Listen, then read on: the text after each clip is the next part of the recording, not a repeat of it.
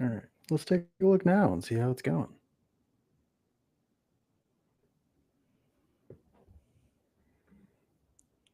Test 1, 2. Test. We are live. Are we There's on no the way internet, y'all? to change the. All right, dope. At least we're on the internet.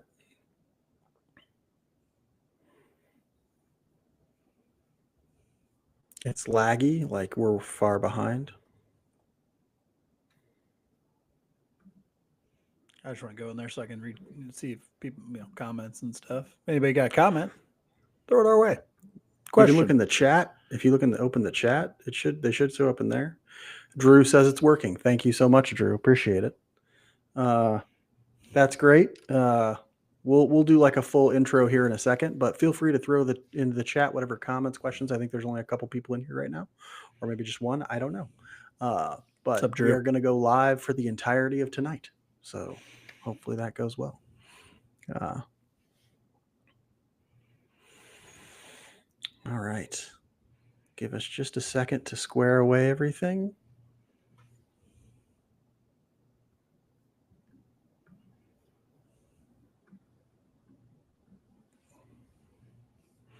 Oh, I'm going to go post this on Reddit real quick. Who do you think's going 1? I think Ethan Holiday will go 1 and should go 1 personally. I think he's a better prospect than his brother. I think he's a little bit better prospect than his brother. I think he might be a slightly riskier. I think his floor might not be as high as his brother's is. Yeah, because he won't play the premium position, but I think the power potential is better. I think he'll be a really good defender. I think the floor of the bat's higher for Jackson too. Maybe, yeah, but I think the ceiling is much higher for Ethan. Yeah, I agree with that. He's going to be. Well, when we saw Jackson, the first thing we said was, "This is Matt Holliday's kid." Like that's not Matt Holliday's body. Matt Holliday's huge. It wasn't. Ethan's got that gigantic slugger's body. And with, I mean, they with the sort of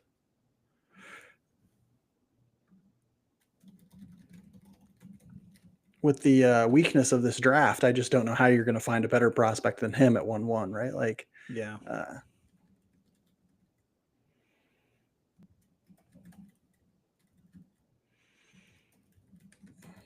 Hold on. Yeah, the upside is pretty low for a lot of these guys. And the ones who do have a lot of upside seem to come with some sort of injury thing or, something else weird.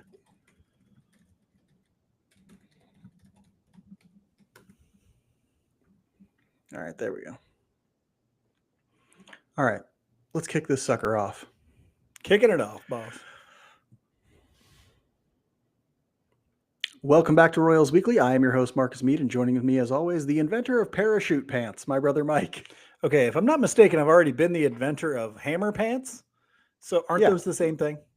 No, I think those are a class unto themselves. I don't think he invented, I think when you originally imagined them, you were thinking like Zumba pants, those sort of patterned. The Zubas? Yeah, Zubas, that's what they're called. Zuba pants. Yeah. But then Hammer came to you and was like, Mike, I need something new. I need something different and fresh. And you were like, have I got a thing for you? And boom, great investment too. You should throw all your money at it, Hammer, and then live in your car. That's what Hammer did. He threw all of his money at the pants. It was all out of money. Couldn't give it to the IRS. And they were like, all right, we're gonna have to come for this. And so that's the history of Mike. Big baseball fan, Hammer. Thank you. We're good. Yeah, big time baseball fan. Thank you everybody for joining us. Hopefully we get some people to jump in here in the next few minutes. It will be a while before the Royals pick, so we'll see how that turns out. But we're going to be here all night for draft coverage, day 1 of the Royals weekly annual MLB Draft episode. And so we'll just sort of break down how it's going to go. We will be here from pick 1 until pick 23, until pick 28, actually. And we're going to cover the first 2 picks of tonight. The Royals will have picks at 23, 28. And then we'll take a little break. We'll come back for picks 61 and 71. and then we'll take another break and we'll come back for pick 97, which is their final pick of the night. Yeah, we do want to make sure to remind you to go ahead and subscribe to the Royals Weekly Substack as well. royalsweekly.substack.com. We'll put out a lot of coverage. I did some draft stuff on today's post. We'll have a midweek episode where we talk a little bit about second day draft stuff, and then we'll of course continually come out with more MLB draft stuff as it's relevant. Always want to remind you to make sure that you're giving us ratings and reviews on all the draft system, on all the all the podcast platforms. Leave comments. Make sure you're commenting on the chat, asking questions. I see that Drew is in the chat already making comments, which is great. Love to see that. Ask any questions you might have. There's a lot of intrigue in this draft specifically because for the first time in a very long time, the Royals are picking outside the top 10, picking in the back half. And as a result, they're going to have some interesting things to do in what is a fairly shallow draft class. So make sure you're leaving those ratings and reviews for us. Make sure you're commenting on this YouTube live episode that we have going here. And make sure you ask any questions that you have, because we're going to try our best to address all those questions during this episode. So if you have a question, ask it. We're going to talk about it. We have a list of questions for our own, but we're going to talk about it. Mike, what are your thoughts heading into draft night tonight? The Washington Nationals are on the clock, I believe. And so what are your thoughts on this draft as a whole? As a whole, you hinted on it, man, and we've talked about it a little bit on the podcast already. It's a little bit weak. It's I think it's weak at the top end, and I think the depth is not great.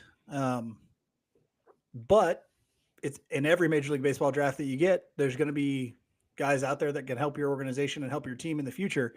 You just have to be able to identify those tools, maximize them, and develop them, and then bear that fruit. But I don't see the star power of a Jack Caglione in really the top of this draft at all, or any of the guys that went last year on the pitching side or the hitting side. It's going to be a really interesting draft to see what teams do with the money that they have and the picks that they have. And the Royals are going to be right in the middle of that because they've got so many picks at 5 today and they've got so much money. So this might be if you're like a draft nerd, this might be one of those real nerdy money plays. We've got Drew asking, can they float somebody down? I guarantee them and lots of other teams are going to try to be doing that. So many money games and things going to be played. It's going to be intricate. It's going to be interesting. Yeah, it's going to be interesting. It's going to be a difficult thing to figure out who they're talking to. Like, you're going to see me on my phone for a lot of the night trying to understand what picks are being made and what reports are being put out there. So if you see me looking down at my phone, it's not because I'm not interested in what we're doing. It's because I'm trying to figure out more information for you about who's getting picked, different strategies that are being followed, who's paying whom what, and all those sorts of things. As we know, the MLB draft, a lot more complicated than some of the other drafts because of the way money is used. So the Royals will have the 11th most bonus pool money this year. And that's, of course, more than they would normally get as the team picking 23rd. But they get extra money because of the 28th pick, which was compensation for Bobby Witt Jr. Finishing in the top 3 in MVP voting. And so, like, they have options. They have the ability to be creative. Other teams do too. We've seen Baltimore has like 6 or 7 picks today. They have a bunch of picks today, Baltimore does, and they're going to throw their weight around a lot. They're going to try and do what they can to float players down to them, get upside with their first few picks. That's just a thing that's going to happen. Mike, talk to me a little bit about what the Royals might do in terms of getting creative with that money down there. What are the different options at 23 and 28 as the Royals think about the creative things they could do? Well, it really presents an opportunity. If the Royals feel like the value of this draft, especially where they're picking there at 23 and 28, if the value they think is high upside, large talent, but high cost high school players, they can still take those guys there with that level of bonus pool money that they have. Or they can try and maybe float one of those guys that maybe a Brendan Summerhill or one of those guys that may be a little bit higher than where they are. They can float one of those guys down that they think might be the last college hitter that they think is a first round pick, has that grade on them. So there's going to be a lot that they can do because of that money opportunity and the number of picks that they have. So that'll kind of be interesting. They're notorious for doing that. They are notorious for, either underslotting guys to overpay high school arms or, playing money games so that they can get the guys that they seemingly want. Because there's so much, because I think there's a little bit deflation on the top end. you're going to see teams that are trying to do more of that right in the heart of where the Royals are picking, right in that 20 or really kind of 18 to 25 range. You're going to see tons of crazy shit going on because that's 15 where to 25 to me is the most interesting section of this first round. That's where you're getting into those guys who have that choice, who have that high, I can go to LSU kind of money thing. You've got college guys who are falling that you can maybe get for a little cheaper. It's going to be madness, 15 to 25. And of course, I saw a report out either earlier this week or last week, talking about how teams are anticipating a lot more prep players taking $500,000 to $750,000 in, say, the third or fourth round and choosing to go pro rather than go to college. Whereas previously, we would see guys, if they don't get first round money, they're not going to professional baseball. They're going to college and they're waiting until they think they can make themselves a first round pick in 3 years. Now, because so many college freshmen are having trouble getting playing time due to transfer rules and NIL money and things like that, and college coaches prioritizing player or winning over player development and things like that, you're seeing a lot more guys, agents and things like that, advising them, hey, take the money now, take that money now, because you're not going to get a chance to play at, whatever school you're thinking of going to in the first couple of years. You're not going to get that opportunity. And there's a good chance that gamble you were going to make is just not going to pay off. And so take $750,000 now, turn yourself into a really good player at the professional level, and we'll get you big money down the road. Right. And so interesting that might be the case. Let's start with some basics here, though. For those of you who sort of need the basics of what's going to happen tonight, the Royals are going to have 5 picks today, right? Pick 23, pick 28, pick 61, pick 71, and pick 97. That's essentially 2 picks in the first round, 2 picks in the second round, and 1 pick in the third round. Okay? So the Royals will have 5 prospects that they take tonight. I would estimate that 3 to 4 of those guys will immediately enter their top 30. A lot of opportunity to remake the system tonight and in this draft. Yeah, it's a little bit weaker at the top, but there is talent, especially in the back end of the first round, second and third and fourth. You're going to see some guys, especially if those prep players are willing to sign, who have upside, getting taken in the second and third round this year. That's going to happen. And so a lot of opportunity to help bolster the farm system tonight. And then again at the trade deadline, when that happens in a couple of weeks, the Royals could have a top 30 that looks very different 3 weeks from now. Yeah, I think that also says something about the system they currently have, though. Yeah, well, let's ask that question. Where do you think their system is right now, as we're sort of evaluating, waiting for this Nationals pick to come in? Where do you think their system is? Well, I think that was like the first question you had on the rundown today, and it took me forever when I was thinking about where would this actually land? I go C, and I dog on their farm system a lot. The selection is in for the Nationals, it looks like. It does. It looks like they're going to select Eli Willits with the number 1 overall pick in the 2025 draft. Prep shortstop, I believe. And here's the deal. I haven't heard a whole lot of buzz of him going 1, but that's the kind of draft this is. There wasn't anybody that was like, oh, well, he's definitely the guy. And then there wasn't anybody who was like, there wasn't even a small group. Like a few years ago, there was 3 guys. You were like, which one of these 3 guys are they going to take? I do like Willits, though. I think he's got an opportunity to be a solid player. And you got to wonder if Willits was maybe willing to take a little less money, and then Nationals know they can overslot. I love the comment from Drew here. The Nationals fan they picked out of the crowd on the MLB feed is way too nervous. And I'm like, probably should be. Yeah, probably should. And here's the thing. This is why I wouldn't take Willits here. I think Willits has a chance to be a really good player, but I don't think he's got all that much upside. Remember, the Nationals just fired their GM like a week ago. Yeah. And so this is son of former major leaguer Reggie Willits, if you are. Yeah. Oklahoma commit. I think dad coaches there or something. They got good draft. They got good grades on his tools, and obviously a very toolsy guy.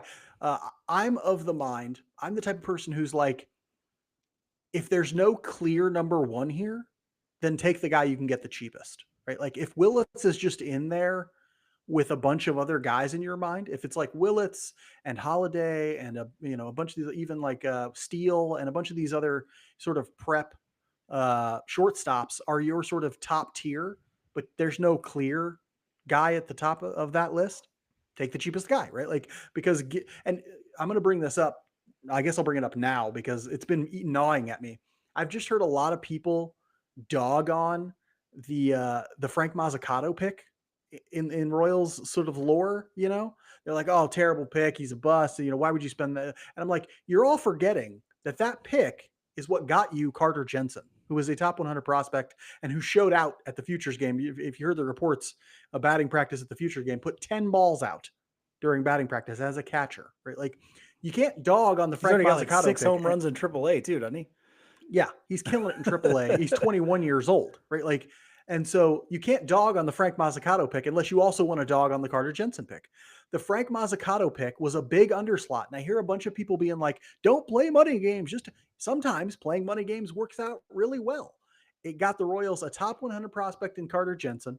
It got them Ben Kuderna that year, who looks like he's going to be a solid back end starter, if not more. And it got them Frank Mazzucato, who frankly was at the Futures game, hasn't hit it yet as a prospect, but is not outside the realm of possibility that he still will and will be a back end starter. So for that one underslot deal, you could have gotten a potential all-star in Carter Jensen and 2 other major league contributors. That's a very good draft if that ends up coming to fruition. Playing money games is actually a smart move, especially in a draft like this one where there are no big heavy hitter consensus great players at the top of it. Yeah, real quick, want to address a question that we did get there. The pick at 23, Schoolcraft is a guy, Cruz Schoolcraft, a guy that a lot of people read, I think, was asking our thoughts on him being projected to the Royals. He's the kind of guy I think you might take at the back end, maybe with 28.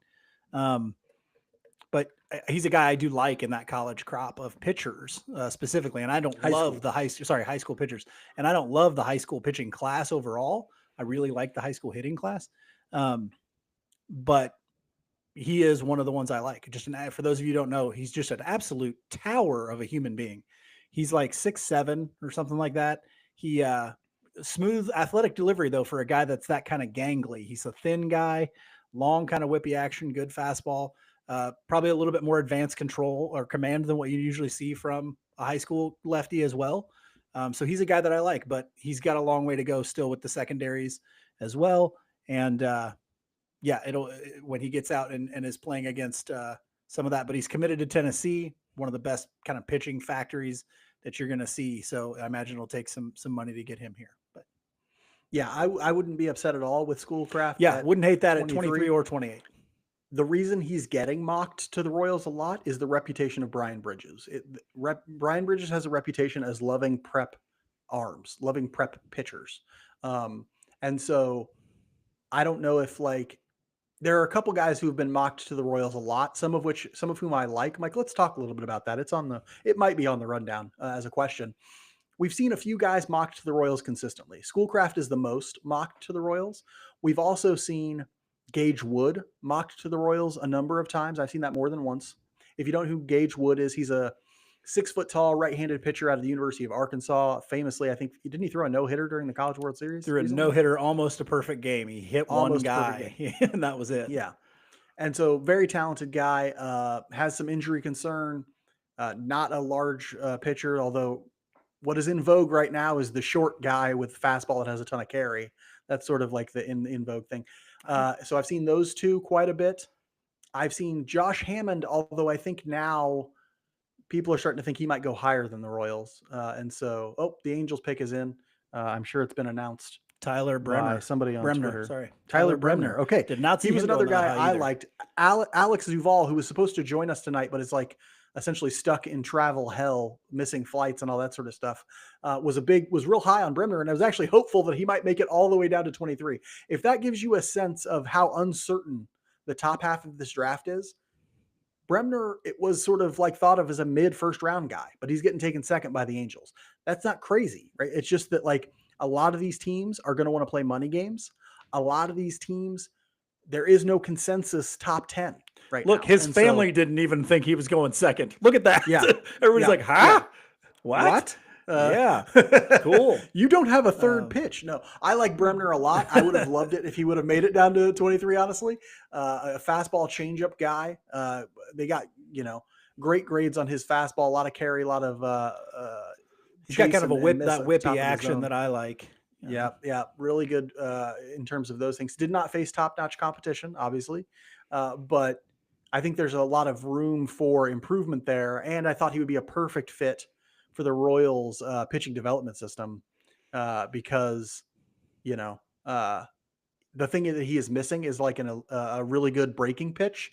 The Royals have shown that they can add to dude's arsenal, and one of the things that they add well is a slider. And I thought they could have given him a better one, made him a lot better, but he's gone to the Angels at 2 now. So still a lot of guys to come, but we'll see on that one. Mike, let's get back to some of the questions that we have, and if you see a question in the chat, Mike, interrupt me and go ahead and ask that one. That's fine. Um, Thinking about the Royals picking in the back half of the first round, how can we expect that to impact what they're going to do here, as opposed to sort of the top 10, which is what we're more used to in terms of where they're picking? Um, I don't know. How do I put this? I think the Royals, I think you're looking for, well, and we mentioned this the other day, I think you're looking for a tool set in the back end of that first round where you can clearly define a tool that's going to carry a guy through the minor leagues. And I think you can really do that. I don't think this draft is devoid of that necessarily.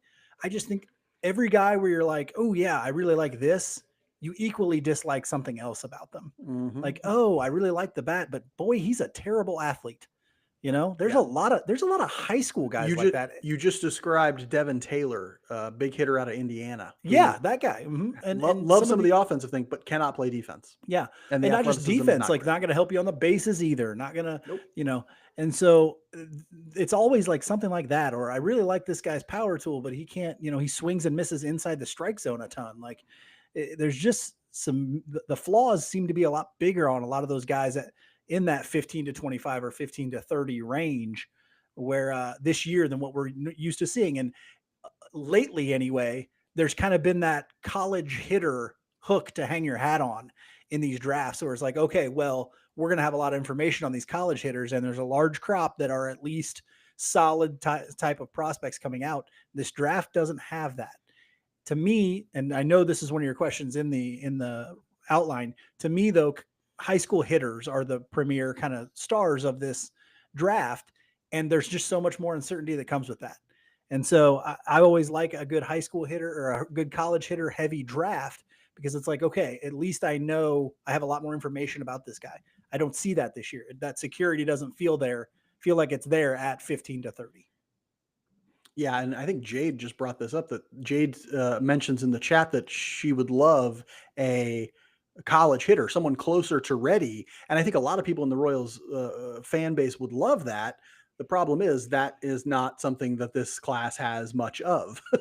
There are no like the best college hitting prospects in this year's draft wouldn't make it into the top 20 of last year's, maybe 15. Like they're just not that good. There are no surefire Jack Caglione, JJ Weatherholt, Nick Kurtz. There are none of those in this draft. No, there's not even all those guys. There's nobody way. None of these dudes could hold Bazana's jock sweat. Okay, that's just, it's not even close. Like, which is why you see so many prep players put into the top half of this draft. I mean, and the best college players are pitchers in the top. I mean, look at the big board up there right now on MLB Network. All the prep guys in the top 15, I think, are pitchers. None of them are hitters, right? Like, and so it's going to be tough to identify college hitters who might be in any way fast moving through a system. I don't think you can count on any of that in this year's draft. Yeah, we got a question here. I do like Arquette. I like the shortstop Arquette from Washington, I think maybe is where he's from. Yeah. But after Golden that, Spikes winner Aloy is another one. I don't like him that much. I'm not a huge fan either, but he's one of the guys who, people are talking about. Not like, my hey, favorite yeah. Yeah, we got a question here from Drew. Are the Royals poor at developing bats, or has it just been a lack of talent in the system? That's a tough question to answer. Seattle just made their pick. Cade Anderson, left-handed pitcher out of LSU. He was projected by many to go number 1 overall. A guy with a lot of tools, a lot of velocity on that fastball. He can sort of mid 90s as a lefty, good breaking stuff, has put up good production from LSU, one of the top programs in the country. So, of course, he got a lot of eyeballs on him. I think there's a little projection left in his body as well. Pretty thin guy for as tall as he is. So we'll see if the Mariners can turn him into a sort of everyday pitcher, into a number one ace type of guy. I don't know that he's that. I think maybe solid mid rotation is in the future for him, but a lot of projection still left on that guy's frame. I still question, and I know a lot of people love his fastball, but I still question how well it plays in professional baseball. But I understand. Let's get to Drew's question about the Royals system. Are the Royals poor at developing bats, or has it just been lack of talent in their system? What are your thoughts, Mike? Oh, it's development. I mean, it's mostly development. Now, don't get me wrong. I think. Well, and here's, I guess, the rub, if you will. You take a guy like Gavin Cross, right? You identified Gavin Cross's diminished skill, right? The things that he lacked very early on, but he's been that same hitter his entire time in our system. It's always like, hey, he's not consistently lofting the ball enough. He does to really tap into the raw power that he has. He isn't turning that into game power, and he strikes out still a little bit too much. That's been the story since he got with the Royals. Where's the improvement? Now, we've seen some stuff from Carter Jensen, and that's awesome. You got to give them credit for that. But I've just seen We've also seen some stuff from Carson Roccaforte, a guy we were talking about right before we came on air here. Don't do this to me, Mark. Don't do this to me. Counterpoint. And that's the hard part about this hitting development, is that you can identify a small number of wins that you could say, like, okay, well, the development has done some good things. Carson Roccaforte's, they tore down his entire swing. I mean, when he was coming out of college, his junior year wasn't even as good as his sophomore year. He was hitting way too many ground balls. He was just, the swing wasn't there. They tore down his entire swing. And over the course of June, he's got a 1,300 OPS. He's hit like 8 home runs in the last 20 games. He's just like crushing balls out of the park. He's also walking at like a 16% rate for the year, right? Like, and so for him, you would call him at the very least a hitting development win at this point, right? Like, because they have seen him turn the corner and make drastic strides and changes. Same with Carter Jensen. You'd call him a win, right? But you would call Gavin Cross a big loss, right? Like, because he was the guy you took, 12 overall, 11. It was like pretty high up. Here's my thing. Like, it's not to say that their hitting development has been, that there haven't been some successes, but when you look throughout the organization, you say, okay, this is the thing we have to improve. And you're just not seeing enough guys fix their actual problem, right? It's like, okay, when you get to this level, are you doing the things that got you in trouble the last time? We have too many guys that's just a consistent yes for. And so hopefully it changes.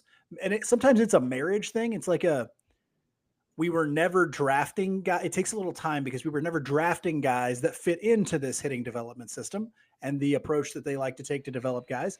And so it's going to take time. And maybe the Blake Mitchell looking really good or looking pretty good in his first year, maybe that's a good sign of things to come. Jack Caglione, for the difficulties he's had at the major league level, being able to produce at the AA and AAA level. Maybe you look at that and go, okay, those are positive things. We've seen positive improvement, but it'll be somewhat interesting too. I'll be really interested to see the hitters that they take, the profile of those hitters.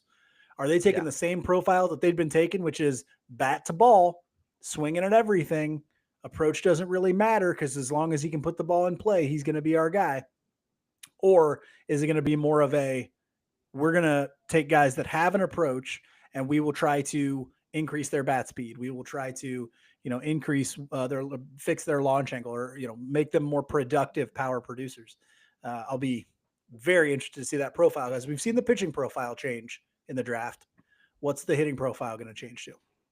Yeah, to keep you all updated, it looks like the Colorado Rockies are going to take Ethan Holiday at pick 4, according to Joe Doyle. The St. Louis Cardinals are going to select right now. I know. The St. Louis Cardinals are selecting Liam Doyle, a left-handed pitcher out of Tennessee. The other big college tennis pitching prospect goes to the Cardinals. Ethan Holiday, plus side, downside. Here's the thing about Ethan Holiday. The Rockies are not going to be doing his player development. he's not going to let him, right? Like some private institution will be doing Ethan Holiday's player development. Did Matt Holiday start with them? Am I crazy? I don't know. I don't think he started. I know we remember him with St. Louis, but did Matt Holiday get his start there? Let's see if we can remember. My memory sucks, but he was drafted by Colorado. That's for sure. So yeah, looks like he played with the Rockies for a number of years. Yeah. I still got it. The old brain melon's still working, ladies and gentlemen. Yeah, that's impressive. Yes, he did start his career with the Rockies. They are the worst organization in baseball at this point, but he's not going to, like, if you're Ethan Holiday, you've been working with private institutions to do your development for so long, right? Like, and he's going to continue to do that. And the Rockies aren't going to impact his development, I don't think.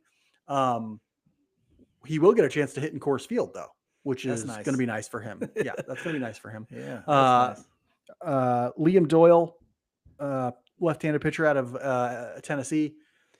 Big, scary dude. Powerful lefty, scary dude. Really capable.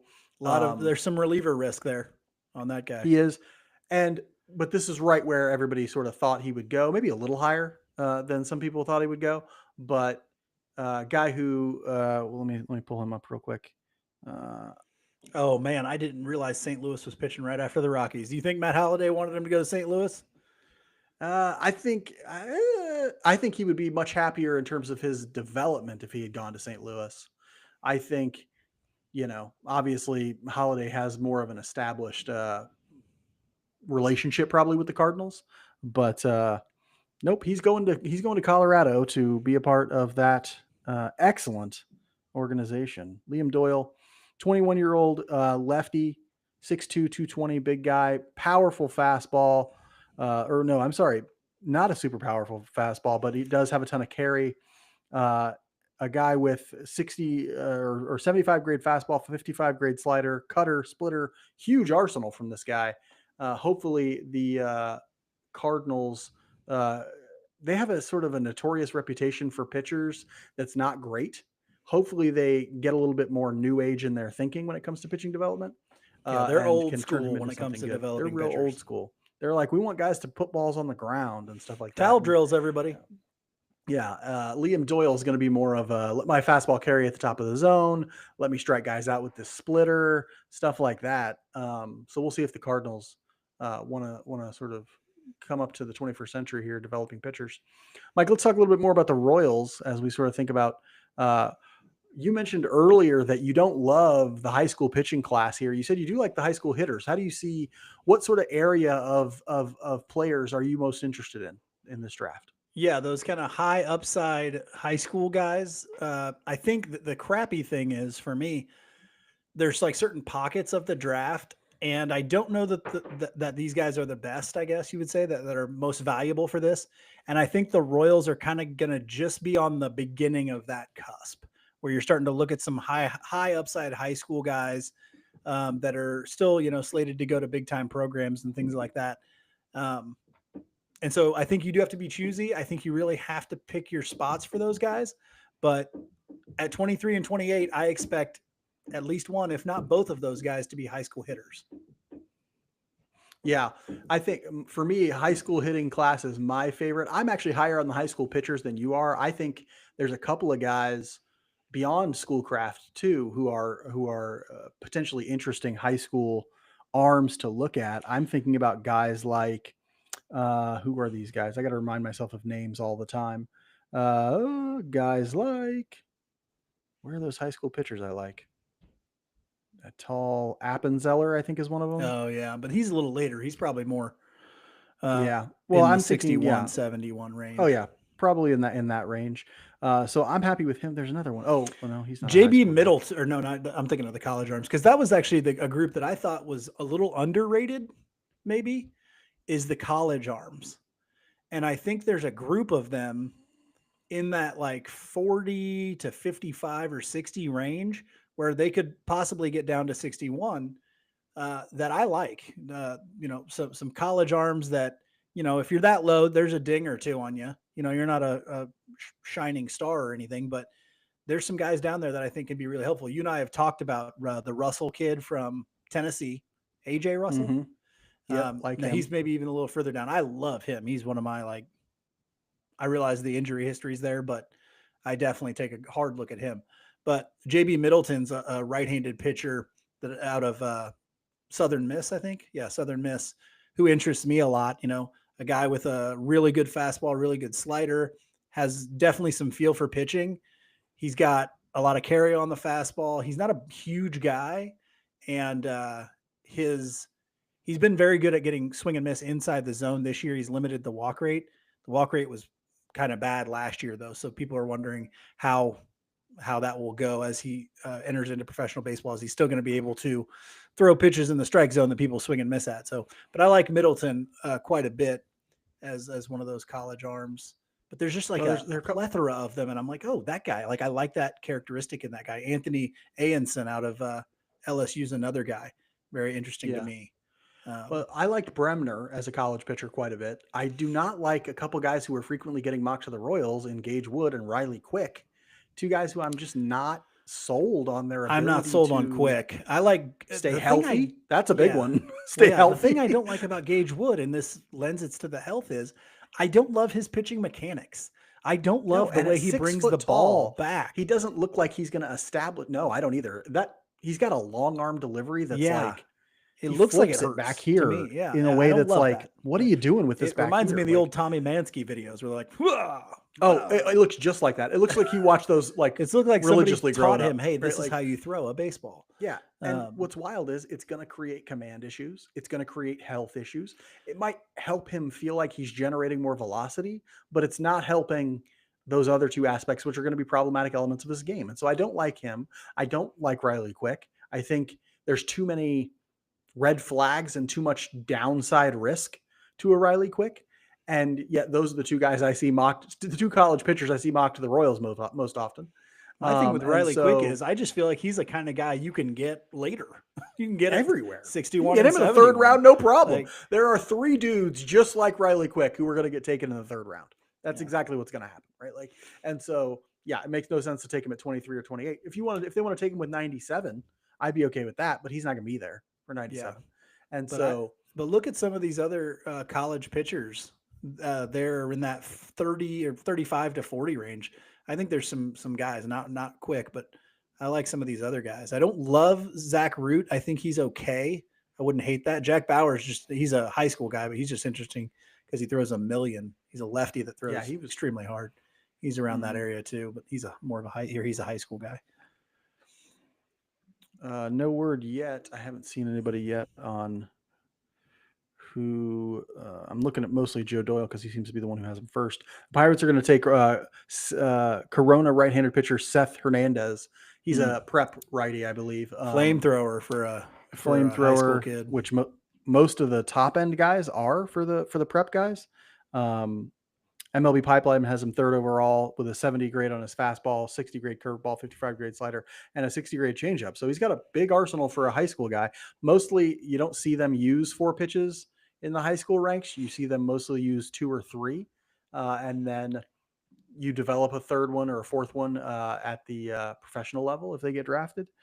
Bit old. Big kid, bit old for his class, 19 years old already. But a guy who people see as a projectable with his 6'4" frame, sort of classic pitcher's body, classic front end workhorse type guy. We'll see if they end up doing that. Touched triple digits in some of the showcase games that they have out there, and so we'll see if he ends up being something special for the Pirates. Good young pitchers in that organization if they stay in that organization. So you talk about guys like Mitch Keller, he might get moved. They've had some success with guys like him and Skeens. Skeens they didn't do much with. They pretty much just brought him to the major leagues. But we'll see if Hernandez ends up taking some time to fill out that 6'4" frame. Committed to Vanderbilt, so he's going to cost them some money. They're using that money up early instead of choosing to delay it. Mike, what are your thoughts on what the Royals could do with all that money that they have? Their 11th most bonus pool money. What do you want to see them do? How do you want to see them use that roughly $12.8 million they have? I would like to see them do exactly what I think I mentioned this earlier. You have that amount of money. You have the opportunity to front load that into pick 23, 28, and 61 or 71, kind of a combination of those 5 picks. If they don't go with at least 2 kind of high upside high school guys, and I'd be fine with that at 23 and 28 if you get the right guy. Actually, I think 3. I think you go high school with probably 3 of these guys because the upside is there for some of these. The hard part about that is monetary, right? Like, yeah, but if my thought all is 3 guys want money that's like mid first round money, you can't afford 3 high school guys. Like, yeah, but my thought is this: one of them is willing to take one of $1 23 million, at 28, right? and then one at 23 or 28, and then maybe one at 67, 61, and 71. If you find the right guys, I'm only going for guys there though that have that upside, that have that special kind of tool that we can build on. Right. I bring this up in part because our friend Alex Duvall, who was going to join us tonight, but is probably going to be unavailable, he mentioned on Twitter the other day, and I'm going to read this verbatim so I don't misquote him. But he actually We're friends. You can misquote your friend. I mean, yeah, I can misquote him probably. That's no problem. Let me just misrepresent everything you've ever said here, Alex.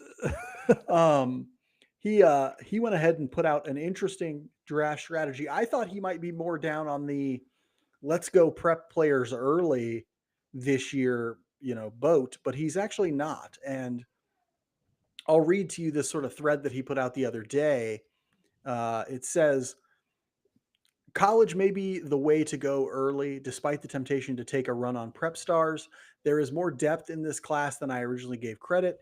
If some combination of Tyler Bremner, who is now gone, Devin Taylor, Ethan Conrad, Brendan Summerhill, Jace Lavalette, Gavin Kylan, Andrew Fisher, etc., is available, those guys are really good options and would let you float a strong commitment down to your next pick.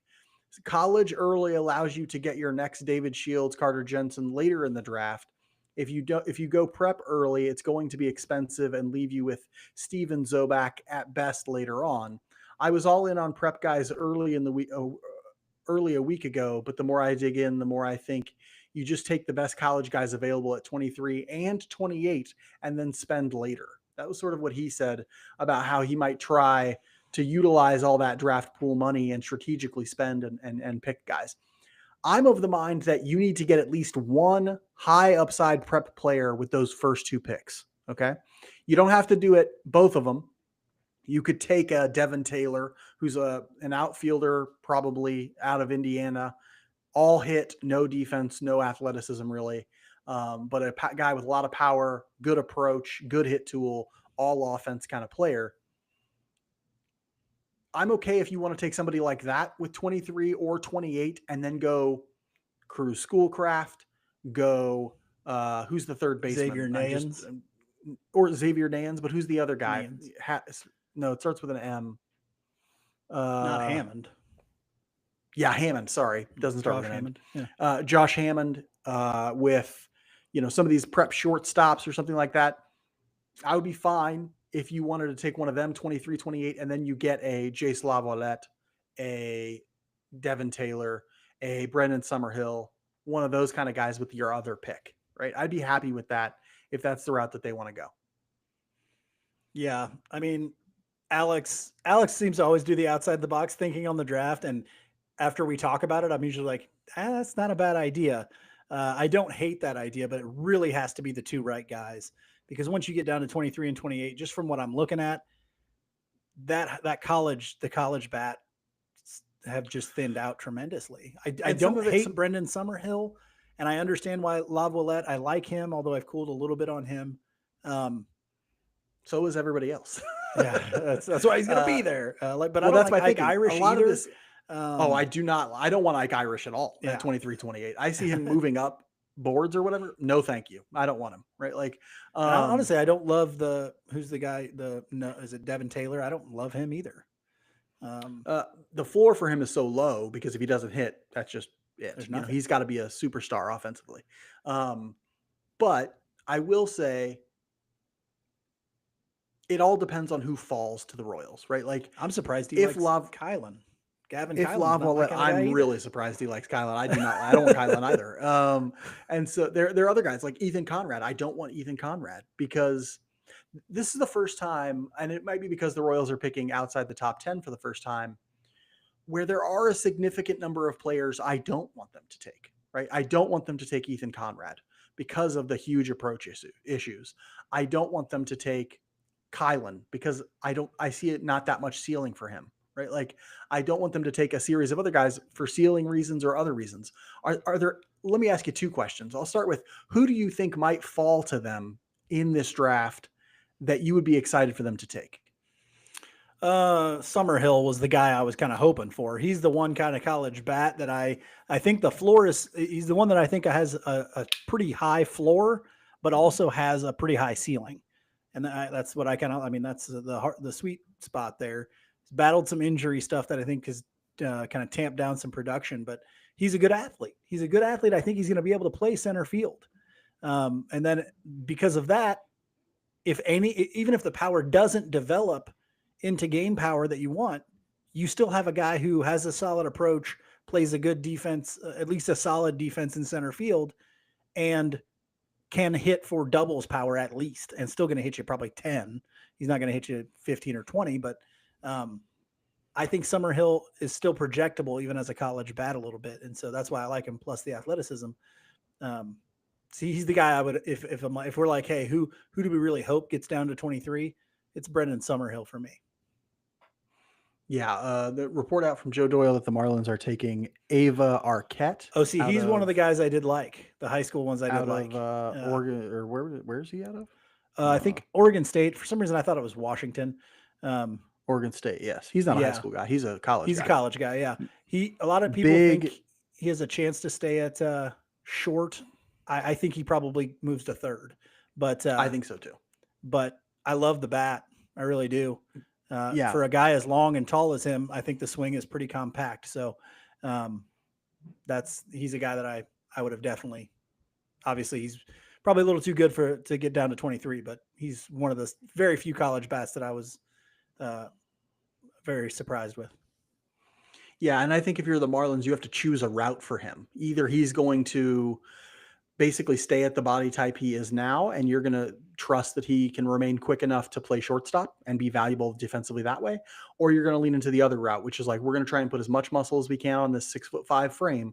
We're going to move him over to third base, and we're going to see if he can become a middle of the order bat for us. That's what I would be doing with him, because I think that might be where he ultimately ends up anyway. I would rather a guy be a very good third baseman with good power outcomes and a middle of the order bat for you than an average shortstop who has to hit sixth or seventh for you because he's only going to be like a 110 rated runs created plus guy at best.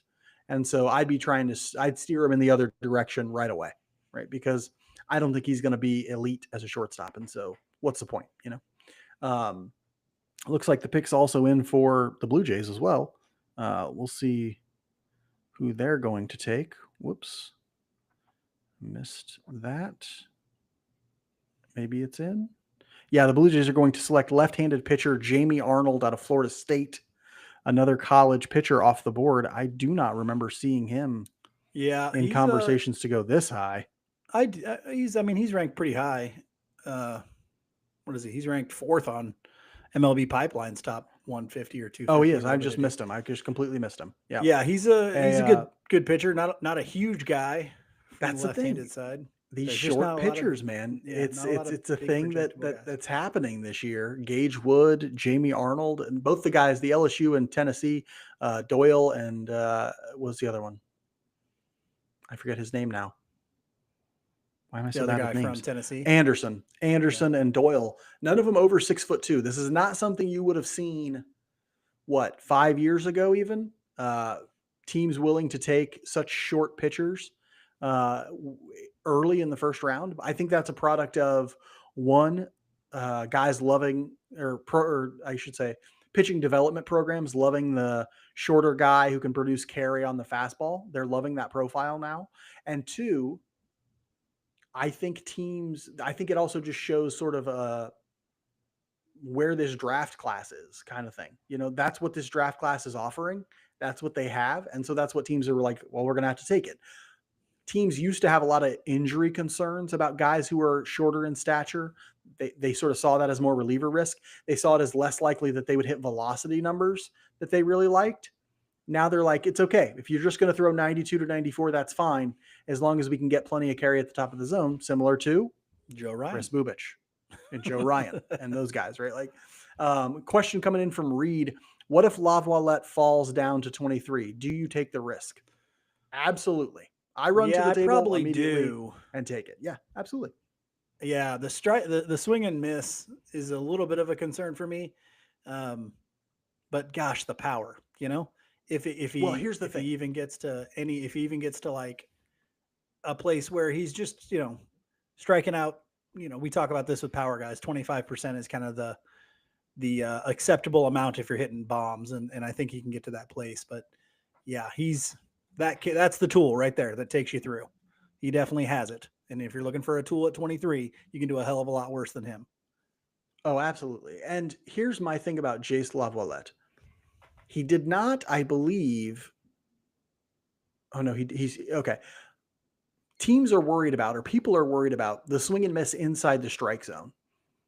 I am not as worried about that, because if you have a good enough eye and a good enough approach at the plate, it's okay to miss inside the strike zone some. In fact, it's even beneficial at times if that swing and miss is going to keep you from having weak contact. So rather than putting the ball in play weakly, you just miss. That's fine, right? Like, I would rather that be the case. And then when, you get a pitch you can hit, you hammer it out of the park. Now, we saw from him this year a little bit of a decline in his production, home run production and stuff like that, but the exit velocities are there. And honestly, I think his relatively weak junior season is what makes him available for the Royals at 23. If that's the case, I run the card up there as fast as I can, because at 23, you're just not going to have the same type of opportunities to get power as a prospect than you're going to have in the top 10. So if you get an opportunity to get one of those power prospects, I think you absolutely take it. I would run my card up there, especially if I can get Jace Laviolette at 23 slot value. If I can get him at slot value at 23, absolutely I'm taking him, right? Like, why wouldn't you? You can then take your high upside prep player at 28. Like, you can get Schoolcraft at 28. You can get, well, maybe. I doubt you could get Hammond. He'll be gone probably. Yeah. But you can get one of these other high upside prep players at 28. I would absolutely take Jace Laviolette at 23. I understand that there are some things in his game he needs to work on, but I'm not worried about it from a perspective of like, this is something he can't get better at. This is something that is going to completely derail his game. Maybe he only hits 220 and puts out 25, 30 home runs. I'm fine with that as long as he walks enough. Yeah, put me down as slightly worried about Jace Laviolette, but I would still probably take the risk, just because you don't see. I've been of the thinking for a very long time that the Royals as a small market team will never be able to spend on power, so they'll always have to draft it or sign it internationally or draft it. And so I always give the advantage to guys who have power, always. And so Bobby Witt Jr. swings and misses at fastballs in the zone sometimes too. You gotta hope that the better approach at least helps him improve that slightly. JoJo Parker just taken by the Blue Jays. I don't think it was the Blue Jays. Yeah, it was the Blue Jays. Okay. Yep. Taken by the Blue Jays, a guy who is big for a prep shortstop, 6'2", 200 pounds right now, has some pop, has a good hit tool. I think he's not going to stick at shortstop personally. I don't think, with the size and the frame and sort of relative lack of quickness, I don't think he sticks at shortstop, but it could move to second and third, be a real offensive performer and an above average defender at those two positions. Mike, what are your thoughts on Parker real quickly? I'd say I like him a little bit better than you do. I think he does probably stick at short, though I don't expect to ever get anything more than average out of him. I like the pop off the bat. As far as prep shortstops go, I actually liked him a little bit better than Willits. So, yeah. And I'm totally fine with the profile of a player who's not going to stay at shortstop, but it could be an above average. To me, it's like, it's fine if he's going to be an above average defender at third or second, if he's going to be super productive offensively. So yeah, you might be 120 to 140 weighted runs created plus hitter and an above average third or second baseman, that's a very valuable major league player. Like that's an all-star almost every year. And so I think Parker could be that type of player. I'm more than happy to take him. Honestly, I think Hammond could be that type of player at third base as well, which is why I'm like, okay, if the Royals get a chance to take him at 23 or 28, I want them to run that ticket up there. Now, see, I like Neans better than I like Hammond. You like Neans better than Hammond? Interesting. Yeah, I am. Is it because of the Xavier frame? Neans, you like his frame? I love the frame. I think he's a good enough athlete to be pretty good at third. I like the power potential, and I think there's a ton of room for him to continue to fill out as well. Plus, I like for the size. I love the athleticism. Neans is my guy. Like, if he's the high school kid they take at 28, I'll be through the roof. All right. Yeah, I'm a big fan of Neans as well. I think there's going to be, that's what's another interesting thing about this whole class and where the Royals are picking at 23, 28. Despite the fact that they're not picking in the top 10, I think there's going to be a lot of talent available at 23 and 28. I think there are going to be a lot of guys where I'm like, ooh, there's upside there. Ooh, there's upside there. Because the strength of this draft is not in the top 10. It is from 15 to 35, honestly, because there are going to be a lot of guys in that range that have upside and aren't that much different than the guys that got taken 5 to 15. I just don't think, I think that's the case. And so I agree. Not a bad place to be we picked a picking in this decent year to be in the 20s after being in the top 10. Really was not a terrible year to be there. Let's see here. I have a couple other questions here for Mike. Or Mike, do you have any questions or thoughts you want to get in there before we move into some of the questions we have? Yeah, well, you and I kind of talked about 61 and 71. What do you think those kind of places? Because there's some definite stay away guys for me as well in that area. I know you like Appenzeller. I do too. There's there's a big pitcher out of Tennessee. Seems that throws hard. Shocker. AJ Russell, Tennessee. Yeah. Well, AJ Russell, but Marcus Phillips too. I don't hate Marcus Phillips either. Right. Got a little of an interesting angle for a big guy. I think he's like 6'6". The arm is a little lower than what you would expect from a guy that tall on the delivery, but he's interesting to me. Dax Kilby's a really interesting guy for me as well. He's a high school guy there. So I think that there's just a ton of those high school guys or college guys with dings on them that are going to be there at 61 and 71 that excite me. I've talked a lot about some of those guys on either the Substack or our weekly post that comes out on Mondays. AJ Russell's a guy that we've both talked about quite a bit as well. But is there anybody in that spot that you're like, hey, yeah, I really like that guy, or I am not a big fan of that guy? Yeah, well, you mentioned Appenzeller. I think Alex has mentioned a guy in the past whose name I'm going to forget because I'm not good with names, but he's a big, tall, lanky outfielder, a guy who's committed to Oklahoma to play both basketball and baseball. I'll catch it when I pass his name here in a second. Just got to keep my eye. Alec Blair is his name. 6'6", 195 pounds, 6'6", and only 195 pounds. You're gonna get pushed he's around. As lanky. He looks as lanky as he is. Yeah, playing basketball, you're gonna get pushed around. But a guy with a ton of tools. He would cost quite a bit of money to get. Somebody's texting me. It's nothing to do with baseball. A guy who. A lot of power potential, obviously, in that frame. You could fill it out. He could be, but a quick guy, a guy with a lot of, some people think ability to stick in center field as an outfielder. And so interesting guy. You'd have to spend through the nose to get him away from those two commitments to play basketball and baseball at Oklahoma, but interesting prospect.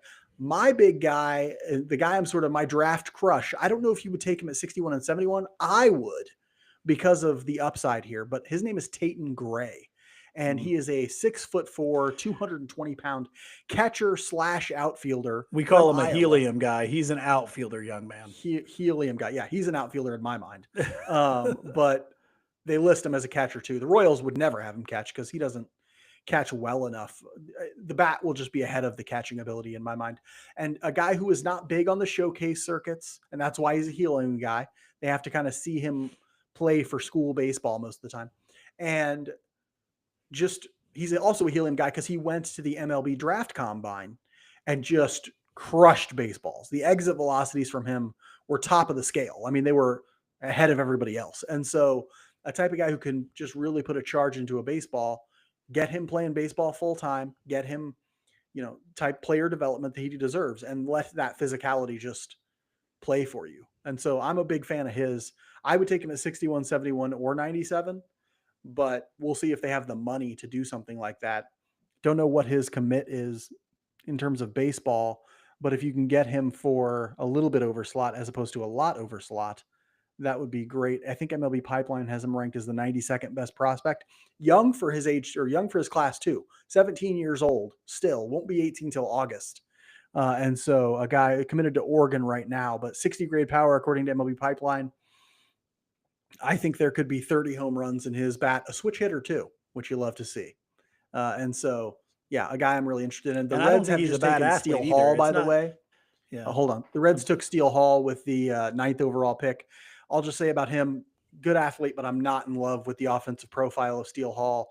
Hopefully, they better have some really good player development in my mind to maximize the offense coming from him, but probably capable of staying at short, I would imagine. If nothing else, I think has the athleticism to go to the outfield, maybe play center field. I think he's like 6'1", decent runner. And so, yeah, very that's Steele good Hall, runner, went 9 overall. And so, yeah. What were you going to say there, Mike? Oh, just that. Who were you talking about before that? I was talking about Gray. Oh yeah, the other thing I like about him is, though he is a quote catcher now, I think he is athletic enough where you say he'd be definitely fine in an outfield position. He's not. He's a big dude, and he looks. He's from Iowa, by the way, which is probably why he's not as big on the profile or the showcase circuit and stuff, because they play their baseball in the summer, and he plays for his high school team, and I think they were going to a state championship or something. But he looks like he's big, and dude looks like a linebacker. I mean, he is big. Yeah, he looks kind of jacked, but there's still room to grow or to put some muscle on there, I think. Looks like he should be playing for the Hawkeyes. Yeah, and so he's a guy I didn't know anything about, and after we got done with our last podcast, I had to go look him up and be like, oh my gosh, he's very interesting.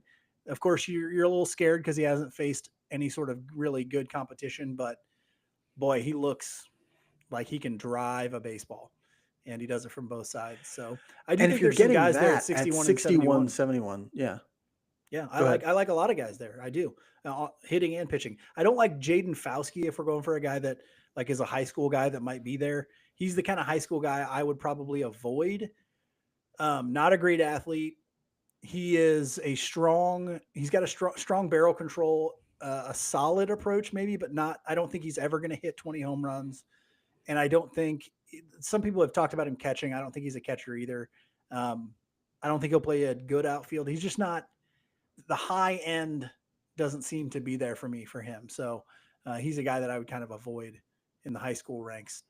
If it looks like Billy Carson will go to the White Sox at 10, a shortstop out of Corona High School in California. Yeah. So a lot of high school guys at the top of this draft. Yeah. There's a lot of high school, which frankly, there was a period of time, and that just tells you so much about the weakness of the college class this year, because there was a period of time where, because of the amount of information they could get on college guys, and because that seemed like a much more certain pick for a lot of teams, they were shying away from high school talent this early in the draft. I mean, there was a lot of that going on over the course of the last 5 to 10 years. This is a very weak college class, especially college hitters. And there are some teams that don't love drafting pitching early generally, because unless they see a Paul Skeens type prospect, the volatility of pitchers with pitcher injury makes them want to take hitters early on, right?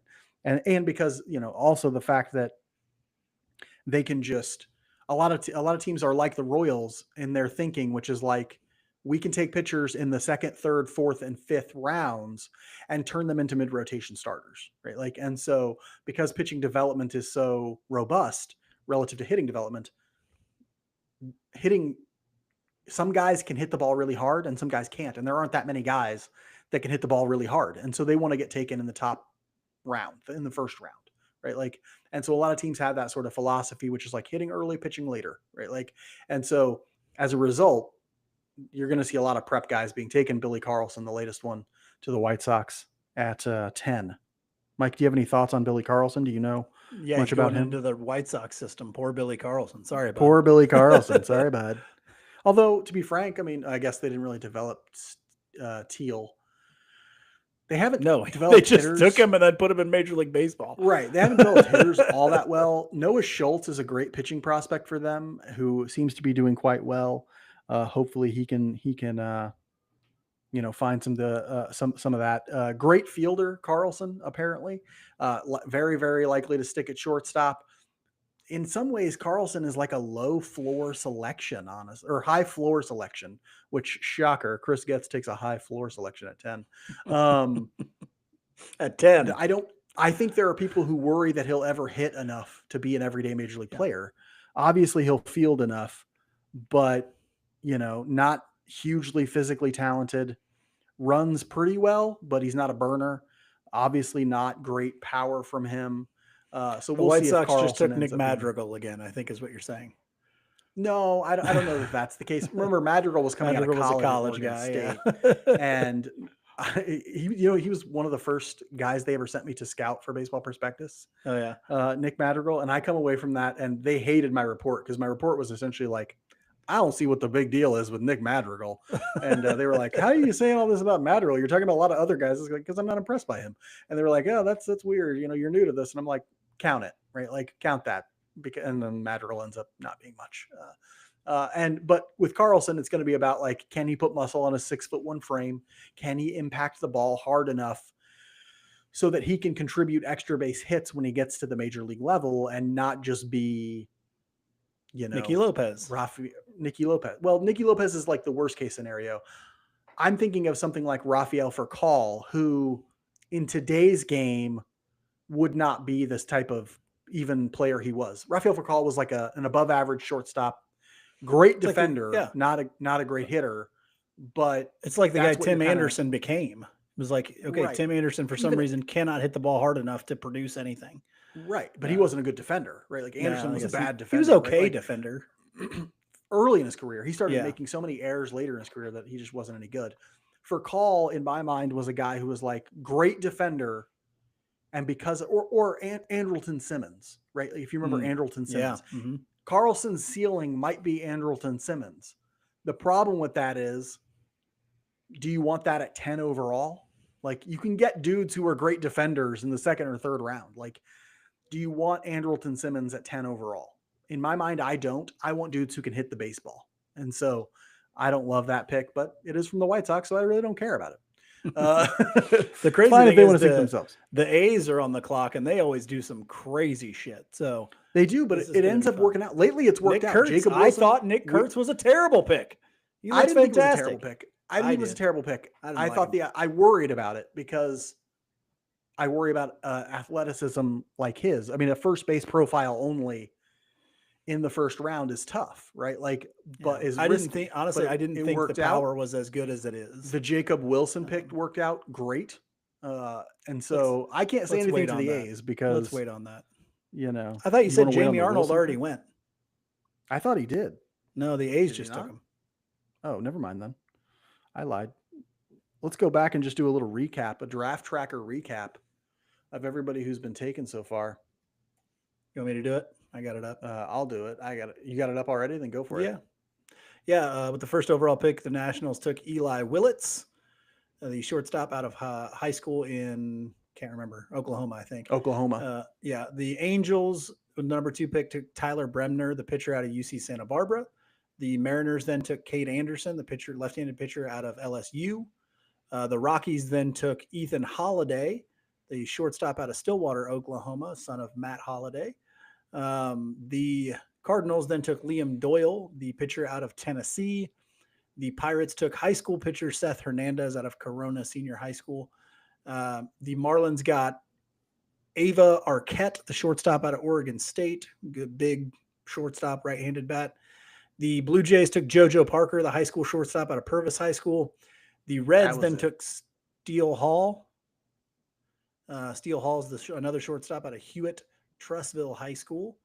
And then the White Sox took the shortstop Billy Carlson, also out of Corona Senior High School. Wonder if those are the same ones. Did they play together? That would be a hell of a team. And then now the A's have taken Jamie Arnold, the pitcher out of Florida State University, lefty, if I'm not mistaken.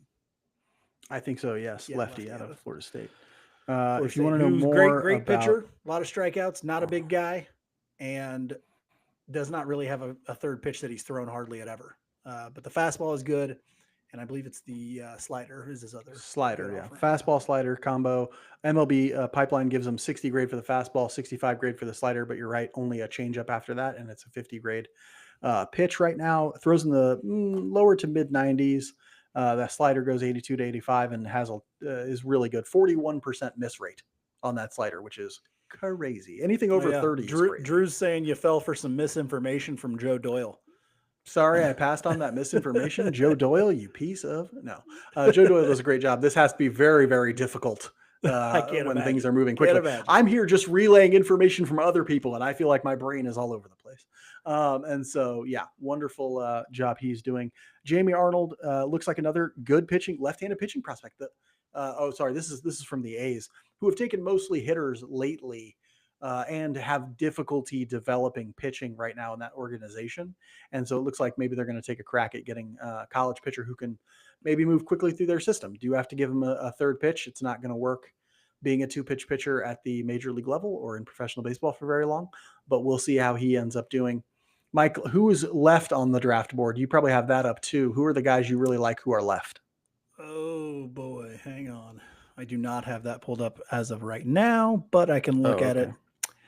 There we go. Let's see. We've got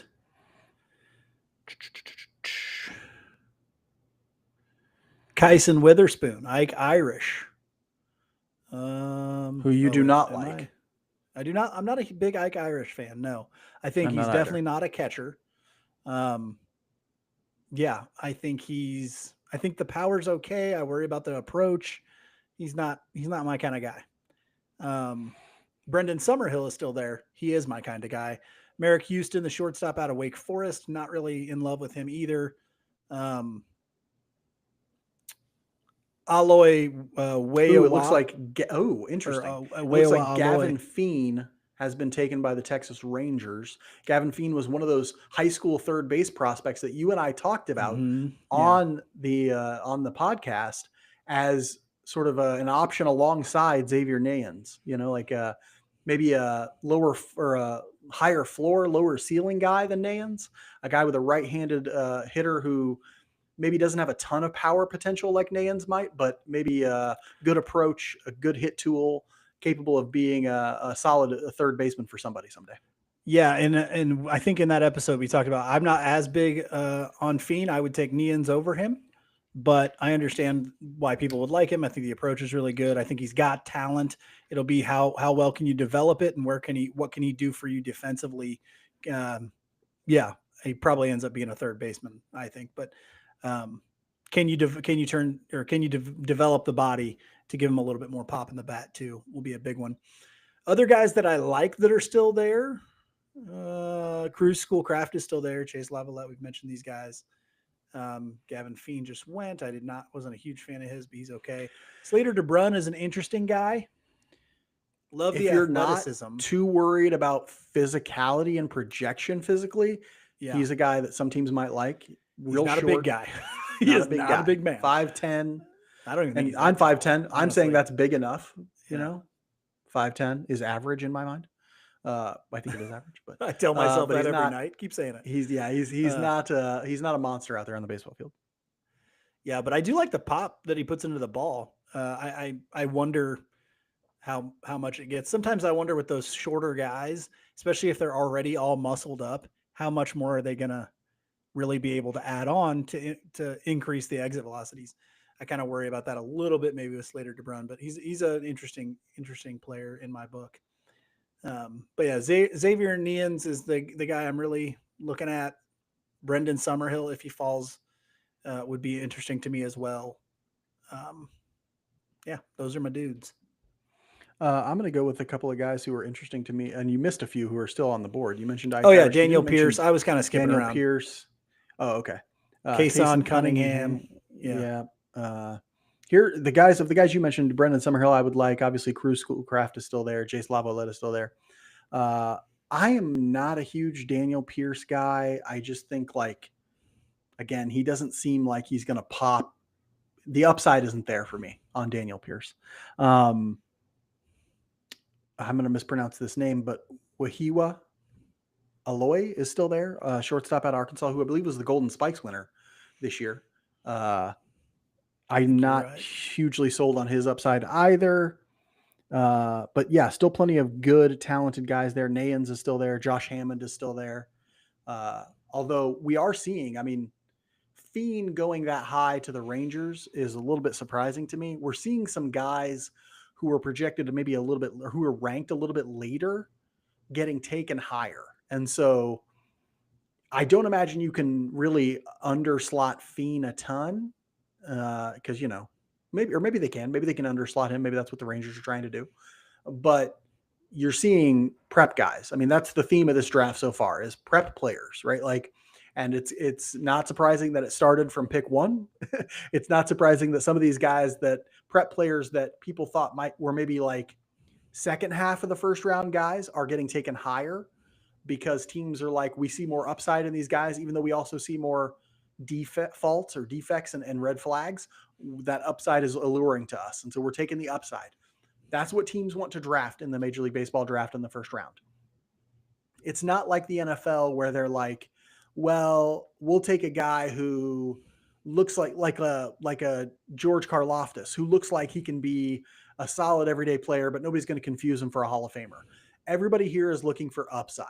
Upside, upside, upside. If they miss, they miss, but they're willing to take a chance on somebody who's going to bust completely as long as they get somebody. Nobody's looking to draft somebody who might be a quad A player, right? Like that's the biggest thing in a GM's mind right now is I can't be drafting quad A players here. Not in the top 10 and 15. No. No, that's just, it's not something that they want to do. And it's always sort of in their mind that they don't want to do that. That's why they're always looking for upside. The notion of drafting players who are going to be high floor is not really in their minds. Joe Doyle is reporting that the Giants are going to select Tennessee shortstop Gavin Kylan, who a lot of people think is going to be a second baseman. And so we mentioned him a little bit earlier. Don't love the ceiling for Kylan. Mike, do you have thoughts on him? Yeah, exactly what you just said. I don't love the ceiling for Gavin Kylan. When I think about, okay, well, what kind of guy are you looking for here? What pick is this? 12? Yeah. 12. Okay. Or no, this is pick 13. Pick 13. So 12 or 13. Think about the guys who ended up playing second base or we thought were second basemen in roughly this area the last few years. Is this Matt Shaw? No, not in my book. This isn't Matt Shaw. Is this Jace Young? No, not in my book. He's not. He's a guy that you hope maybe plays you second base and gets you. I mean, what is he? Is he going to hit 20 home runs? No. I think the better question is because we've seen so few of this profile work out, like you have to ask yourself, is this guy Jacob Wilson? No, right? Because that's what his profile is offensively. It's like, can he create enough contact? Can he strike out at 5% of the time and put the ball in play hard enough to generate a ton of hits? Like he's Jacob Wilson, but he's not going to play shortstop. He's not going to play shortstop, right? But he's not going to play shortstop, right? And so he could be successful. I mean, even if Jacob Wilson played second base, he would be a very good player, right? Like, because if you hit 330, you're a very good player. Is Kylan going to hit 330? No, he is not. Right? Here's my question. And can Jacob Wilson even continue to do things like this? Like I think this style of hitter is also somewhat volatile in my mind. So, but not all of them. Stephen Kwan does it or has done it in the past and been very successful. Yeah, I get it. Yeah, it can happen, but it's such a tight needle to thread. And you have to ask yourself, not playing a premium position, because most people think he's not going to stick it short, not playing a premium position and not having sort of a projectability that says he's going to be able to produce big exit velocities, then he has to be essentially Michael Garcia, right? Like he's got to be a really good defender at second or third base. And he's got to have enough power to hit the ball over 95 80% of the time, right? Like 80% of the time he puts the ball in play, it's got to be over 95 miles an hour. Is he going to do that? That's really hard to do. If not, you It's just very took hard Nick to do. Lofton at 13. Yeah. That's actually a really good comp. If not, That's you a just really took good Nick comp. If Lofton not, at you just 13. took Nick Lofton at 13. I like Nick Lofton as a player, right? Like I think he could be a 2-WAR player in Major League Baseball, but he's not somebody I'm taking in the top 15. That's not going to happen. And so that might be what just happened. Mike, any other Royals direct questions we can ask about like, hey, I've sort of exhausted my list of questions. Yeah. Mike, I guess I can ask this one. Where in this draft do you think the value lies? If the Royals are thinking in terms of like, hey, day one, we've got 5 picks. What's the value play in terms of what they should be doing with those picks? Well, if you're looking like sneaky value, I think it's college arms. Yeah. The ones that I think people really aren't talking about as much, or there may be some volatility, and that's why teams are a little gun shy. I think it's going to be college arms in that 25 to 45 range, where maybe teams aren't taking them, and so they slide past that, and the Royals might have a chance at 61 and 71 to take some guys who could have productive ability to move through your minor league system with a healthy year or with the addition of a new pitch or things like that. So that's my kind of sneaky deep spot of value, and from like 25 to 45 is that college pitching class. I did want to ask you though, because I think we got cut off when we were talking about it. I graded their farm system, the Royals farm system, as a C right now. And that's largely based on the higher end talent that Blake Mitchell, Carter Jensen, I'm still counting Jack as a prospect kind of in that, that some of those guys are. What do you think as far as a grade, and why do you put them there? I have notoriously been down on the farm system for a while. And C is actually kind of my high end. I started at a D plus and kind of talked myself into a C. But what do you think as far as where the system is and what it needs? Because I think it definitely needs somebody who can play center field still, even though my boy Carson Rocafort's turned it on a little bit. We're thin in center field. We're thin in the outfield in general. Tell me what you like and don't like. Okay, I think I would give it a B minus. And I think that you're soft. Yeah. I mean, I am physically soft. Very doughy, especially in this area. But I'm also like not tough at all. But that B minus comes mostly from pitching and the pitching development. Because if you're counting Jack still as a prospect, then I'm counting Noah Cameron still as a prospect, right? Like, and we've seen what he's done. It's been friggin' incredible. And so, but him and knowing that the pitching player development is doing good things with guys like David Shields, with guys like I know he's hurt, but like Luinder Avila, I think still has potential as a 23-year-old in AAA. I think Ben Caderna still has potential as a 21-year-old or whatever in AA.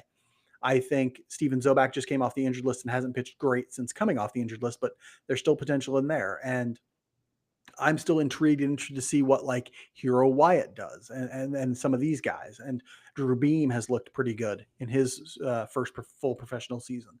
And so that gives me a little bit of nudges it up a little bit. Otherwise, I probably would be like a C plus because we haven't seen the development on the hitting side, though Carter Jensen has looked very good, though Ramon Ramirez has looked quite good, though Yendal Ricardo has looked very good. They're just some of the wins are harder to see, I think, because either because they haven't got guys who a lot of them because they haven't gotten Major League Baseball, which is fine. I mean, but if you pay attention to the Royals minor league system, some of the wins are even tougher to see because some of the wins are further down the ladder, right? Like, David Shields is further down the ladder. Ramon Ramirez is further down the ladder. What's his name?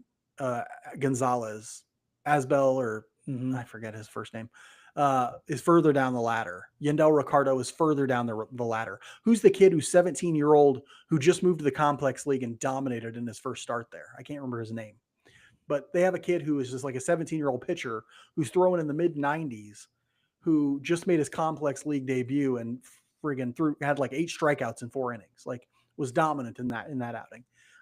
Like they have wins. They're just tougher to see sometimes. The hitting side still needs work. I think you're right. They need more hitting talent in this system. They need a change in philosophy that focuses more on a guy's approach. But we might be seeing that even turn just a little bit. It's not a coincidence that Nick Lofton's approach turned around this offseason. It's not a coincidence that Carson Rocafort is walking at 60% clip. It's not a coincidence that Jensen has a very good approach at the plate. Like that Mitchell has a good approach at the plate. Like it's slow turning, but it's turning a little bit. Maybe they need to supercharge that and bring in a new hitting coach and bring in a new hitting coordinators and all that sort of stuff. But we see it turning a little bit. And that gives me a little bit more optimism than some people like yourself. And Alex is even lower, maybe on the farm system than you. And so we'll see on that. But I would give it like a B-, I think, at this point. Yeah, just an update there. Tampa takes Daniel Pierce, the shortstop out of Mill Creek High School. I'm glad because I don't 14. want the Royals to take it, honestly. Like every time a guy the Royals could, like Kalen and Pierce, every time a guy that I'm worried they might take goes off the board, I'm like, well, that's okay. Yeah. All right, bye. You can go. So yeah, I'm glad. For those of you that don't know, Pierce is a shortstop. Some questions on if that continues, but I think he probably sticks it short. Hit tool better than the power tool. I think the upside's a little limited. He is 6 feet, 185 pounds. He is a little skinny, so they may put some muscle on him still, but I don't think there's a ton of upside. So we'll see. He may end up being a guy who's just kind of an average. He's committed to Georgia right now, and you're describing exactly why I was not high on Pierce and don't really want the Royals to take him, or didn't really want the Royals to take him at 23. The lack of upside. I think if he doesn't stick it short, you could maybe move him to center because he runs well, but the hitting upside is just the fact that he doesn't impact the ball and it doesn't look like he's going to put on a ton of muscle. Like, what are we doing here? Like, as an offensive player, he's not Connor Griffin. He's not a tool shed, right? And that's what I want if I'm taking somebody that high as a prep player. Although we're getting into the point where,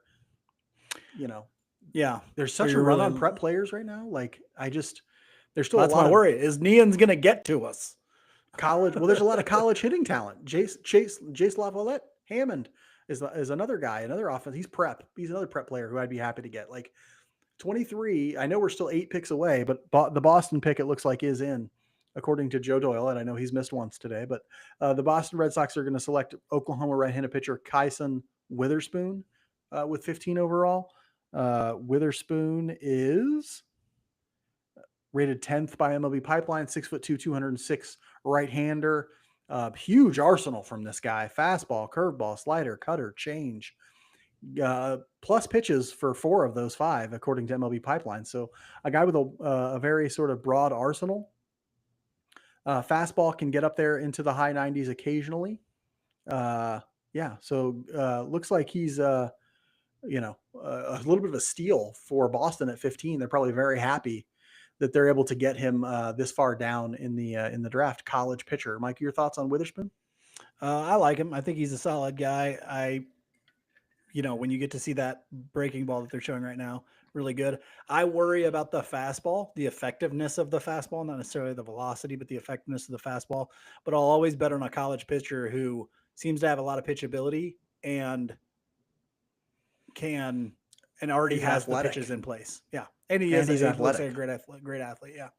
So I think he's a really good pitcher. He's a guy that I was like, hey, as far as college pitchers goes, there's not a ton of them at the top of this draft. I like, there's a lot of them at the top of this draft. There's not a lot of top end. I thought this guy had a little bit more top end. Yeah, I really like that compact arm action too. That's something you think is more likely to be repeatable. Give him a better chance at having plus command. He's young too. He's not young. He's like a year younger. 20 years old. Everybody. So 20 years old. So yeah, I liked him a lot, but I just figured he'd be definitely gone by the time the Royals pick. Just a reminder, if you have any questions, thoughts, or comments, go ahead and leave them in the comments. Go ahead and make a comment in the chat, and we'll try to address whatever questions or comments you have. We're interested in your opinions as well. So if you have thoughts on who the Royals should take, if you have thoughts on the best players left on the board, and let us know. Let us know who your draft crush is. Who do you really, really want? We've sort of mentioned who ours are. Yeah. So make sure you're leaving those comments. We love them. Waiting here now. The Twins are on the clock. We've seen them snake a few of our favorite picks in the past. We were all remember when what was his name now? That third baseman Brooks Lee. We all remember when yeah, you Brooks loved Lee him. was right there on deck. I was a big fan of his. He's in Major League Baseball Twins already. Snaked him. Yep, he's. Oh, Riggs is texting me. Mike, vamp for a second. Oh, you need me to vamp? Okay, I got you. I got you on the vamping stuff. Let's see. I wanted to take a look here to see if we could. Okay. So with all of the prep guys going, it makes me wonder, okay, what are we looking at as far as college bat go? Ike Irish, who I've said I'm not a huge fan of, probably an outfielder. Power's good, but I worry about the swing and miss. Brendan Summerhill's a guy I would love. He's still there. Aloy is still there. He scares me a little bit, but I'll tell you, he probably can play shortstop, and he's got some pop. So that's interesting. Golden Spikes winner does not have a long experience playing baseball, even. He's not one of those kids who grew up, you know, in a cage like the Holiday kids and things like that. This guy is relatively new to the sport, but you can see that lack of polish when he plays as well. Okay, I've got the next couple of picks we've mentioned coming quite here. a bit. So there's a few high or college bats that could get to the Royals at 23.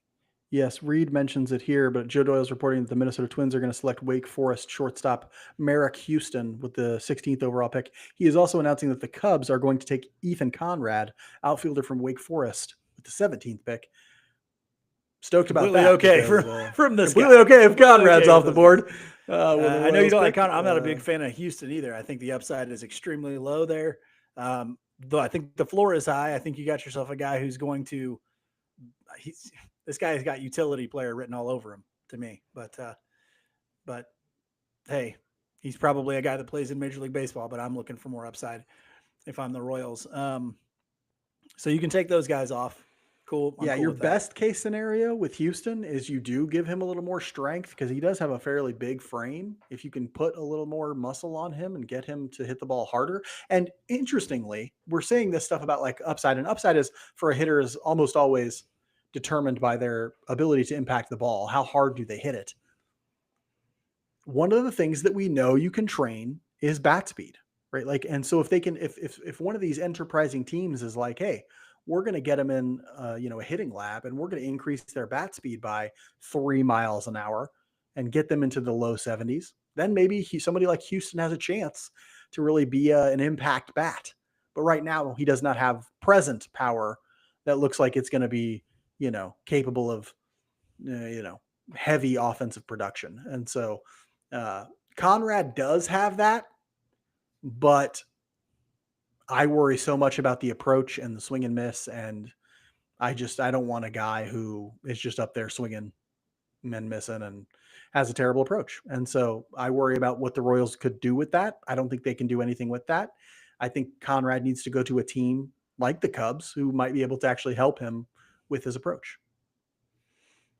Understandable. So, yeah. Another college bat that's still that's still available, Andrew Fisher from Tennessee. Not a great athlete, good pop, solid bat to ball, has improved on the swing or on the approach. And yeah, he's an interesting guy. The problem is I don't know that he is able to play third base, which if he isn't, he's a kind of a first base DH guy. But if he does even stick at third base, you're not getting you might be getting average if you're lucky. So he's an interesting dude. Mark's mentioned Devin Taylor, the outfielder from Indiana, completely offense guy, provides no value outside of offense.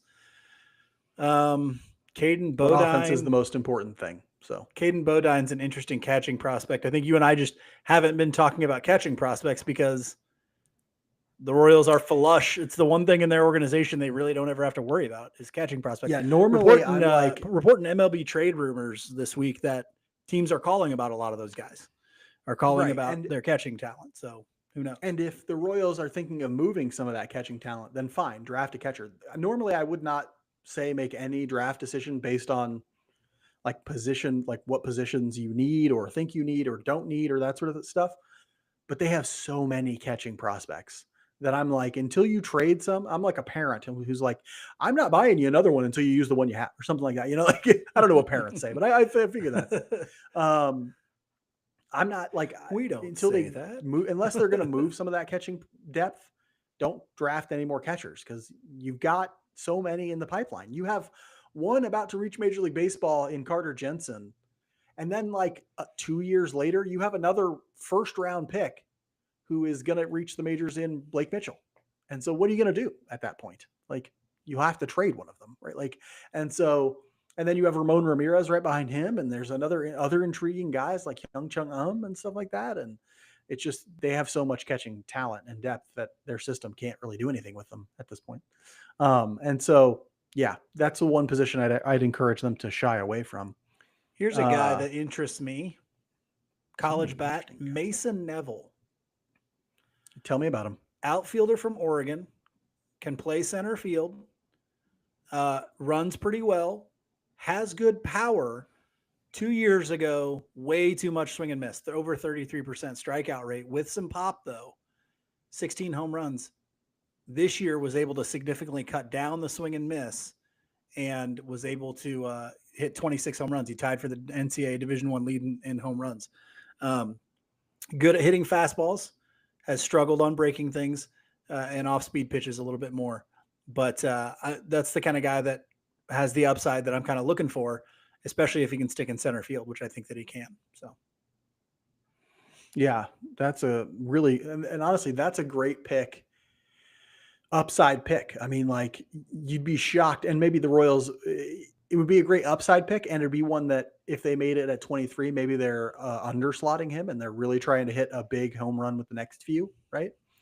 Because huge upside there. But if he sticks in center field and solves his approach problems, like I'm not against approach problems generally. Like I don't like them. I'm willing to take a guy with approach problems if there are so many other things in his favor, right? Like if he's got huge power upside, and plays a premium defensive position, I'll take it, right? Like I would take him at 28, 61, 71, something like that, right? Like that'd be fine with that. What do we got going on here? Cubs have put their pick in. Let's see who else is. Yeah, we don't have any other updates in terms of who might get selected. Nope. We see some guys. Summerhill maybe falling a little. I think this is right in the area where you would expect Summerhill to get taken. Yeah, somewhere in 17 to 23, honestly.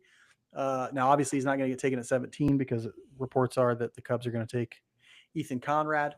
So, yeah, I'd expect him to go. If he falls past the Royals, I would say Summerhill is then falling for sure.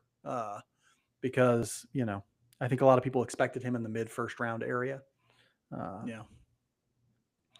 I'd be just fine with Summerhill. I'd be just fine with Summerhill.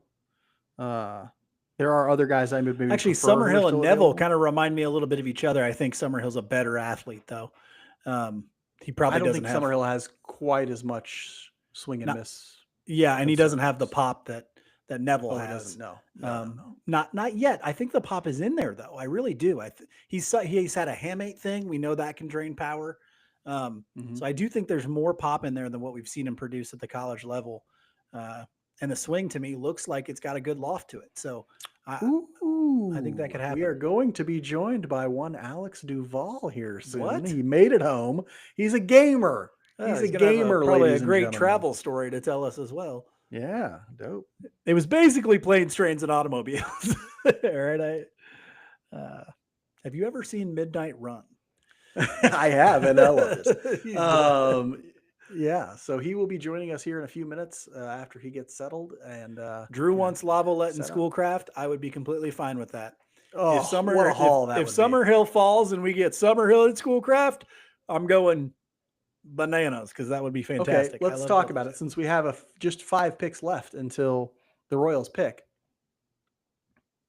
Let's talk about it. At this point, what is your dream takeaway here? What are the 2 picks that you're like, this is exactly what I want?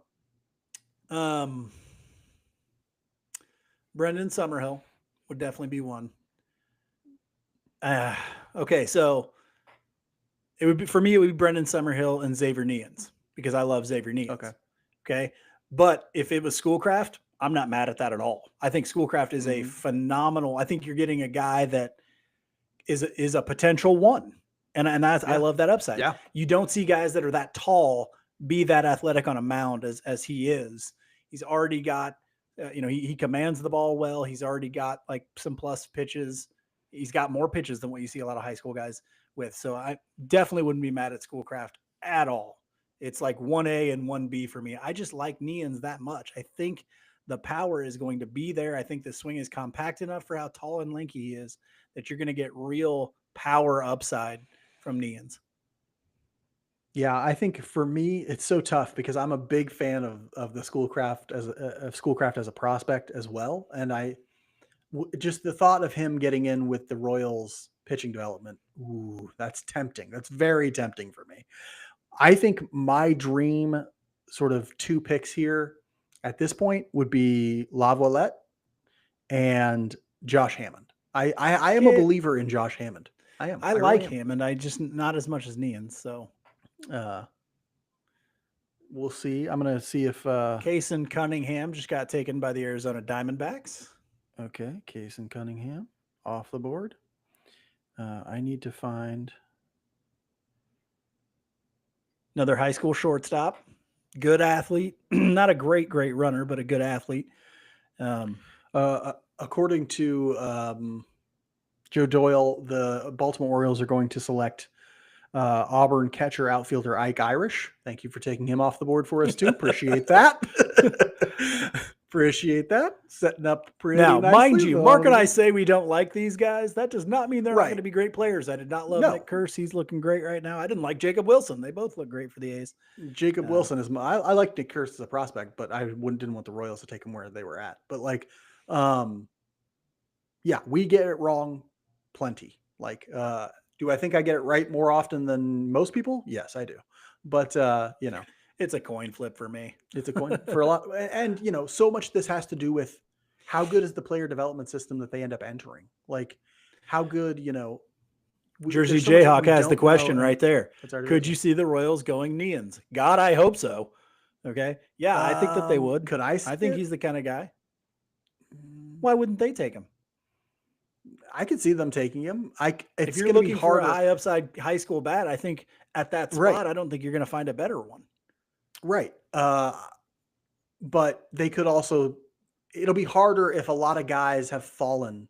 So if Laviolette, if Summerhill, if these guys fall and are still available at 23, it'll be a lot harder for me to see them taking Neans at 23. Now, could I see them taking one of those college bats at 23 and then taking Neans at 28? I could definitely see him doing that. Yeah, that was my thought. Yeah, I'm lumping those together. I'd be fine with both or either. Or yeah, I'd be fine if they took Neans and then somebody that we like, Laviolette fell to 28. We take him. Okay. We just got a lovely text from our good friend Eric Oxer of West USA Realty. We should do an ad, actually. Thank you for reminding us, Oxer. He says, if the viewers don't know you get it wrong sometimes, they just need to listen to the prediction episodes that we do at the beginning of the season. Thank you so much. Every time Jonathan India scores a run, I go, yes, please make it relevant. Please make. You're never going to get even close to that prediction at this point. If you don't recall our preseason predictions, Mike and Alex called me dumb for setting I didn't say dumb. Over under on Jonathan India runs at 90. He's not going to sniff 90. And so he's picking it up. Mike, let's do an ad real quick before we jump in here. We got a lot of great sponsors who do an excellent job supporting the show financially. You all can support the show financially, though, by subscribing to the Royals Weekly Substack, royalsweekly.substack.com. We're going to have plenty of draft coverage. We're going to have plenty of different stuff. You get extra stuff every single week, extra episodes, extra writing. It's so great. Make sure you're subscribed. $5 a month. It helps us out tremendously. Be a supporter of the show financially. We really appreciate it. royalsweekly.substack.com. But for now, let's talk about our wonderful sponsors. Royals Weekly is brought to you by All in Physical Therapy, who are happy to announce that they now offer strength and conditioning programs for youth athletes who want to gain an edge on the football field, basketball court, or baseball field. I could use a little strength and conditioning to get me through cleaning my basement. I hurt myself doing it the other day. Yeah, that's the type of stuff that gets you when you're 39 years old. And of course, All In Physical Therapy still offers the best in recovery from total joint surgeries, which Mike's going to need, and sports injuries with offices in Blue Springs, Lee Summit, and Belton. They'll help you take care of your recently replaced hips, knees, shoulders, elbows, you name it. As I get older, the prospect of replaced joints gets more and more appealing. Just a complete overhaul if I can get one. Yeah. Definitely both Now, hips. back in the day, I thought like, oh, hip replacement. That's now I'm like, that sounds pretty good right now. Actually, I That could use sounds some new tasty. hips. If you're interested in reaching the peak of your athletic performance or getting back to 100% from an injury, check out All In Physical Therapy at allin-pt.com. That's ALLIN-pt.com. Or give them a call at 816-427-5300. That's 816-427-5300. We have to pause for a second. Why?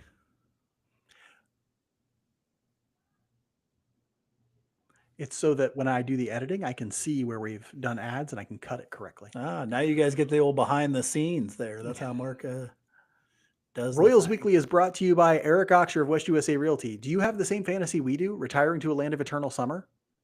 If so, you need to call Eric Oxer of West USA Realty pronto. He can help you transition to a lovely home in the Phoenix area and a life of fun in the sun. I'm talking drinks with little umbrellas, y'all. Yee! Eric was one of the top real estate agents in the Phoenix area to end 2024 because he gives all of his clients a personal experience focused entirely on their needs. With Eric Oxer of West USA Realty, it's not about him. It's about you. He's there to listen to you, work for you, and guide you through the ins and outs of buying and selling in the Phoenix area.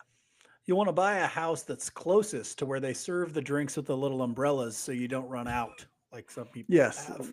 Yeah, like some people have. We're an hour and some into this. Find Eric Oxer of West USA Realty online at ericoxer.com. That's ERICKAUXIER.com. Or just give him a call or shoot him a text at 480-383-9745. That's 480-383-9745. If you're at all interested in what a life in the Phoenix area might hold, let him make the experience all about you. All right. We're back to talking a little bit about the Royals, about the draft. So much has happened. They've officially announced Ike Irish to the Orioles. Let's see if Joe Doyle can give us even more juicy tidbits about who's getting taken where. Yes, the Milwaukee Brewers will be selecting Tennessee first baseman / third baseman Andrew Fisher at pick 20. So don't hate that either. You don't hate that? Why? What? No. Tell me your thoughts on. I didn't dislike Fisher. I think the bat plays, but I just don't think that there's a lot else to build on, which I think creates kind of some volatility. He's somewhat of an all or nothing guy now. He doesn't have that big frame. He's going to be a below average third baseman if he sticks at third at all. You like to build on the power, but I just don't know that it's enough to carry him all the way to Major League Baseball. So. Right. And if you're going to be a below average third baseman or a first baseman, it's got to be all offense. It's got to be, you got to be a 140 plus weighted runs created plus guy. That's why we talk about Vinny a lot lately. We're like, hey, we like what he does defensively at first. He's good defensive first baseman, but defense at first doesn't mean that much. He needs to be above 120. He needs to be above 130 as a weighted runs created plus for an entire season for us to be like, this is what you really want out of a first baseman, you know? Mike, did you see a funny question? I saw the question from Drew there. Who would the Allard Baird / Dayton Moore Royals have taken here at 23? Oh, that's a good question. Fun and good question. Let's see here. They're definitely not taking him. Well, the problem is the White Sox already took the guy they would have wanted to take, you know, and so probably. Let's see. Who's available still? Slater DeBrun, maybe, but that's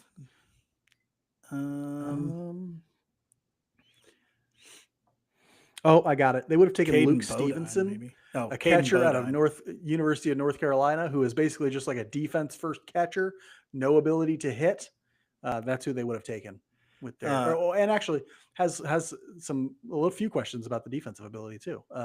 Yeah, I'm thinking they would have gone with Luke Stevenson out of University of North Carolina. I was going to go with another catcher, the Caden Bodine guy, who is has like a hit tool, no power or very little power, no athleticism. You know, good framer. Will produce nothing offensively outside of whatever he gets from his batting average. That's the kind of guy. Seems pretty gritty. They love that grit Yeah, actually, tool. I'm going to take that one because Stevenson does have at least a little bit of power upside, but not much of a hit tool. It looks like he might hit 15 home runs at the minor league level, but he's going to hit 190 and play good defense. That's their MO. Or so we'll Patrick Forbes, the right-handed pitcher out of Louisville, is like a 2-pitch guy who they probably would have been like, yeah, we can give him a third pitch and never do that. Never could. Never even convince him to try and take a third pitch. Yeah. So that seems likely. That would have been hilarious. But Riley Quick seems like the kind of guy they would take too. Oh, they would love Riley Quick. Yeah, they would love Riley Quick. But what's interesting is we saw the White Sox make a very Allard Baird pick. Oh, look, here's Alex. Let's let him in. He's here. He made it. Alex Duvall with a mountain of food in front of him. There you go. Dude, I'm ordering some in just a second. I am starving. I had 3 flights canceled over the last 3 days. Another flight delayed. It's been a process to get home. I'm so out of it. I got my Braves shirt on, but I'm here. I'm dialed in. And by the way, Jace Laviolette is still on the board. Yeah, yes, we were talking about that. So is Brendan Summerhill, though. Yes, he is. There's a lot of. So Alex, let's get us caught up here. These are all questions for Alex now. Who's left on the board that you really, really want? Of all the guys left, give me your top 3. Yeah, Laviolette would be one. How do you pronounce his name? And then Devin Taylor, I think, is another really good one. I really like Cruz Schoolcraft. Honestly, the board fell. You know what's funny? The board fell way closer to what I would have done. This is almost like I didn't publish a whole lot of rankings this year, but if I would have posted a top 50, I mean it's pretty close. There's not a lot of guys in here that I'm like, yeah, it's a reach. I don't really like that pick. Not one, actually. I don't love Ike Irish, but he's fine. And then you look at MLB Pipeline, the 2nd overall pick was their 18th ranked prospect. Their 12th overall pick was 22nd. Then 13 was 21. 17 was 28. It's guys that Gavin Fiend, Gavin Killen, Ethan Conrad, all guys I said would be fantastic outcomes at 23 for a reason. It makes me say Andrew Fisher, they had ranked 29th. I really liked Andrew Fisher. Tweeted about him a couple times. I just don't understand why these guys weren't ranked higher. And then I went to look over at Fangraph's page today and they didn't have anything up this morning. And it's almost like this draft had people so perplexed by what the league actually thought of these guys that the media was just left scratching their heads like it's just a toss-up. Well, yeah, this is a weird draft because I've never seen – I mean, I guess I've been doing this for 4 years here, and then I've sort of followed the draft for maybe another 5 years out beyond that. And I've never seen one where there was not even just little consensus over who would be number 1 overall or who would be top 3 or whatever. There's no consensus about who should be taken in the top 20 in this draft. There's just nobody has strong feelings about anyone in this draft. Mike and I, you named a few guys in there who we are not high on that you are. This is actually, we have disagreement among the 3 of us. And usually the 3 of us think pretty similarly about sort of how draft should be done and who should be taken, things like that. But, it's so tough because there are just not definitive players. This is not like the Matt Shaw, Kyle Teal year where there was a whole slab of players who you're these are all top 15 prospects. And everybody else was kind of just after that. All these guys have some defect, some red flag, some flaw where you're ceiling's not very high on this guy, or this guy plays third base. He's going to have to hit a ton, or this guy doesn't have a third pitch, or this guy's got health concerns. There's some of that for everybody in this draft, right? And as a result, and I think anytime you have a weak college class, that's going to be the case. And that's what's happening here.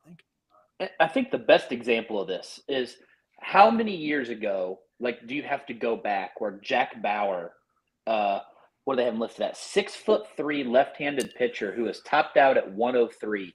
How far back do you have to go before he is the first overall pick in every draft thereafter? Not that far. Well, just the 103 would have gotten him right in the top 3 like that. But just real quick, Mike, you're going to be disappointed because the Astros just took Xavier Nayans. I know. With the 21st overall picker. It's reported by Joe Doyle that they're going to take Xavier Nayans. Mike was a big fan of Nayans at 23 or 28 for the Royals. He's gone. And so that's one of the first guys we were really sort of hoping for who is now off the board. Alex, did you have thoughts on Nayans and his abilities and what he would have meant to going to the Royals? Fantastic athlete. Reminds me a little big dude. Yeah, reminds me a little bit of Brady House in that way. Yes, where I liked him fresh too. Guy, slower, probably going to be a slower burn. He good range for him. I didn't think he needed to go any higher. Like Daniel Pierce, like an electric athlete, I think was a good spot for him to go earlier in the draft. But the way I'm seeing, like, would I have liked Nayans? Sure. Would I prefer some of the other guys on this list? Absolutely. Now, Houston tends to be very good at what they do, so I'm sure Xavier Nayans will be the next Yordan Alvarez or whatever. But Kyle Tucker. Well, he's going to be a third baseman. How about the next Nolan Arenado? Well, but him and Kyle Tucker have the same kind of body type, even. Oh, they do. And it's not above the realm of possibility. Nayans ends up in a corner. I don't know if he runs great for the outfield, but still. I love so we're 2 picks away here, and the number of guys on the board that are like going into the pick, if you'd told me, hey, these guys are going to be available, all of them, I'd be like 2 thumbs up, and we're going to get. And there's 3 guys there that I would love at 23, so they got a chance to get one of either Summerhill, there's like 6 there that I like Lavalette. at 28. Yeah. I mean, I didn't think Josh. I'm Hammond not as would high get on down Devin this Taylor far, as you honestly. guys are, but I think Devin Taylor Taylor get Taylor at 28. Taylor seems way more data over eye test. The swing is not pretty. He looks like a bad athlete when he swings. It's not pretty. You're right. And that's part of why I don't like Luke Stevenson a ton. Like, I watch Luke Stevenson hit, and I'm like, I'm out. I don't know what it is everybody loves about Luke Stevenson, but MLB Pipeline's got him down to 33 on their ranking. So Drew in the chat asked us, what pick would Allard Baird or Dayton Moore Royals have taken at 23, which we thought was funny. And I said Luke Stevenson. Have we checked their Instagram profiles? Let's see here. Well, Gage Wood went to Arkansas. Aloy, Aloy, probably the guy. Who did they take at 21? Atlanta Braves are selecting shortstop Tate Southacene with pick 22. They say he says basic. So I don't know if it's from Nevada. Typo or Nevada. Okay. Tate Southacene with pick 22. I know nothing about Tate Southacene. Oh, there he is. Wow, that's a little bit of a reach based on that's who Atlanta's Pipeline's taking? ranking. Mm-hmm. Okay, so the Royals are on the clock. They got all 3 of those guys, right? I mean, can you imagine if they went 2 picks? But between the Royals, I don't know. But I think it would be awesome if the Royals went Cruz Schoolcraft 1 at 23 and then Jack Bauer at 28. And so let's see if we can get 2 lefties that combine for 200 miles an hour. and one of them is friggin' Patrick Ewing, He's but no, this is. I mean, could you have painted it any better? Not in my mind. You've got Brendan Summerhill sitting there at 23. You've got Schoolcraft. I don't know if you prioritize the high school guy because of the run here, or if you think you can get. If you think you have to go with plenty of high school talent at 28, man. There's going to be a ton of high school talent still at 28. That's going to be so maybe you go with Lavalette or Summerhill at 23. I would love either one of those guys. They've got so many. Well, and the thing with, like, you hate to. We've talked about this a ton before. You don't draft for position. The thing with Laviolette, like, dude, if he could be your center fielder in 2027. Even if he's not hitting a ton right away, that's a slam dunk. You don't have a center fielder anywhere close in the system right now. I know our buddy Preston Farr loves Carson Rockefeller, I'm not sold. So does Mike. I do, and he's broken my heart. You're talking- and then now he's doing better, and I'm like, could it be? Please? Well, here's my thing. I don't know that they're going to want. I don't think Laviolette's going to play center field well enough for them to want him to play center field in Kauffman Stadium. Like, I don't know if that's the case. And so He I haven't reminds seen him me play of enough out Isbell. there, but He reminds me of Isbell, Like- though, where like I judged Isbell's raw speed for a long time and didn't allow the routes he took and the jumps he got and the clear knack for the position take over. And I was just out on the sprint speed, and I looked pretty silly because he's really, really good out there. And I think Laviolette has those same characteristics where he's so natural that the speed probably plays up because everything else works so well in center. But I mean, maybe. And that's remember, that's a they might question, be playing in a different ballpark like a couple years after that. Yeah, that's true. That's true. Yeah, I've got the stream pulled up. Where are you guys at on the stream? I'm on my computer. they're still on in Atlanta's pick for mine. I haven't seen same. anything. I'm refreshing Joe Doyle like every second. In the Yeah, chat, no, guys, so if you see it, feel free to let us know. in Oh, the chat, I've got it. Oh, Mark's Oh, got I've it. got it. The Kansas City Royals are selecting IMG Academy infielder outfielder Sean Gamble at pick No, 23. damn it. According to two sources. Yeah. Yeah. I haven't looked into Gamble for a while because I I haven't was either. like not Neither have in I. love with Gamble. I wasn't either. He's 19 years old, so a little old for his class, 6 foot 188 pounds. MLB Pipeline grades him out as a 55 hit tool, 50 power, 55 run, 55 arm, 50 field. He moved to this I do remember about him. Moved to IMG Academy just to play baseball recently from Iowa, originally lefty bat. Yeah.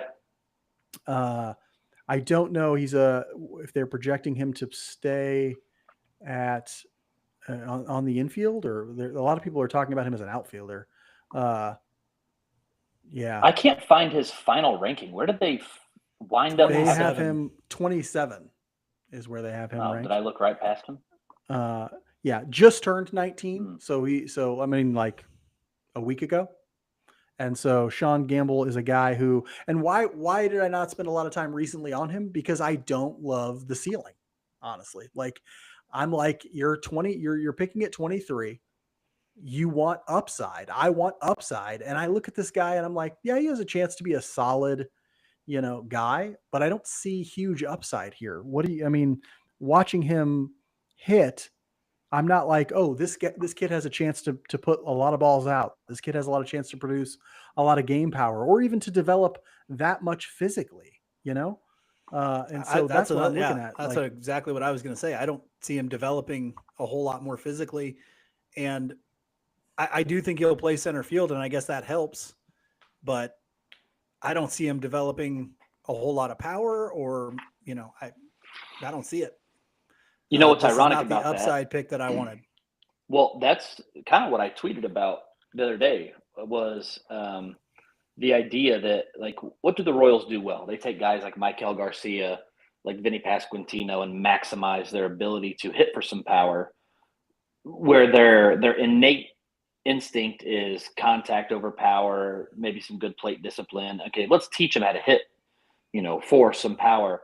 But I agree with you guys. I don't just watching him play, watching him swing the bat, I don't know where the projection is unless you think he's just going to add 20 pounds of muscle.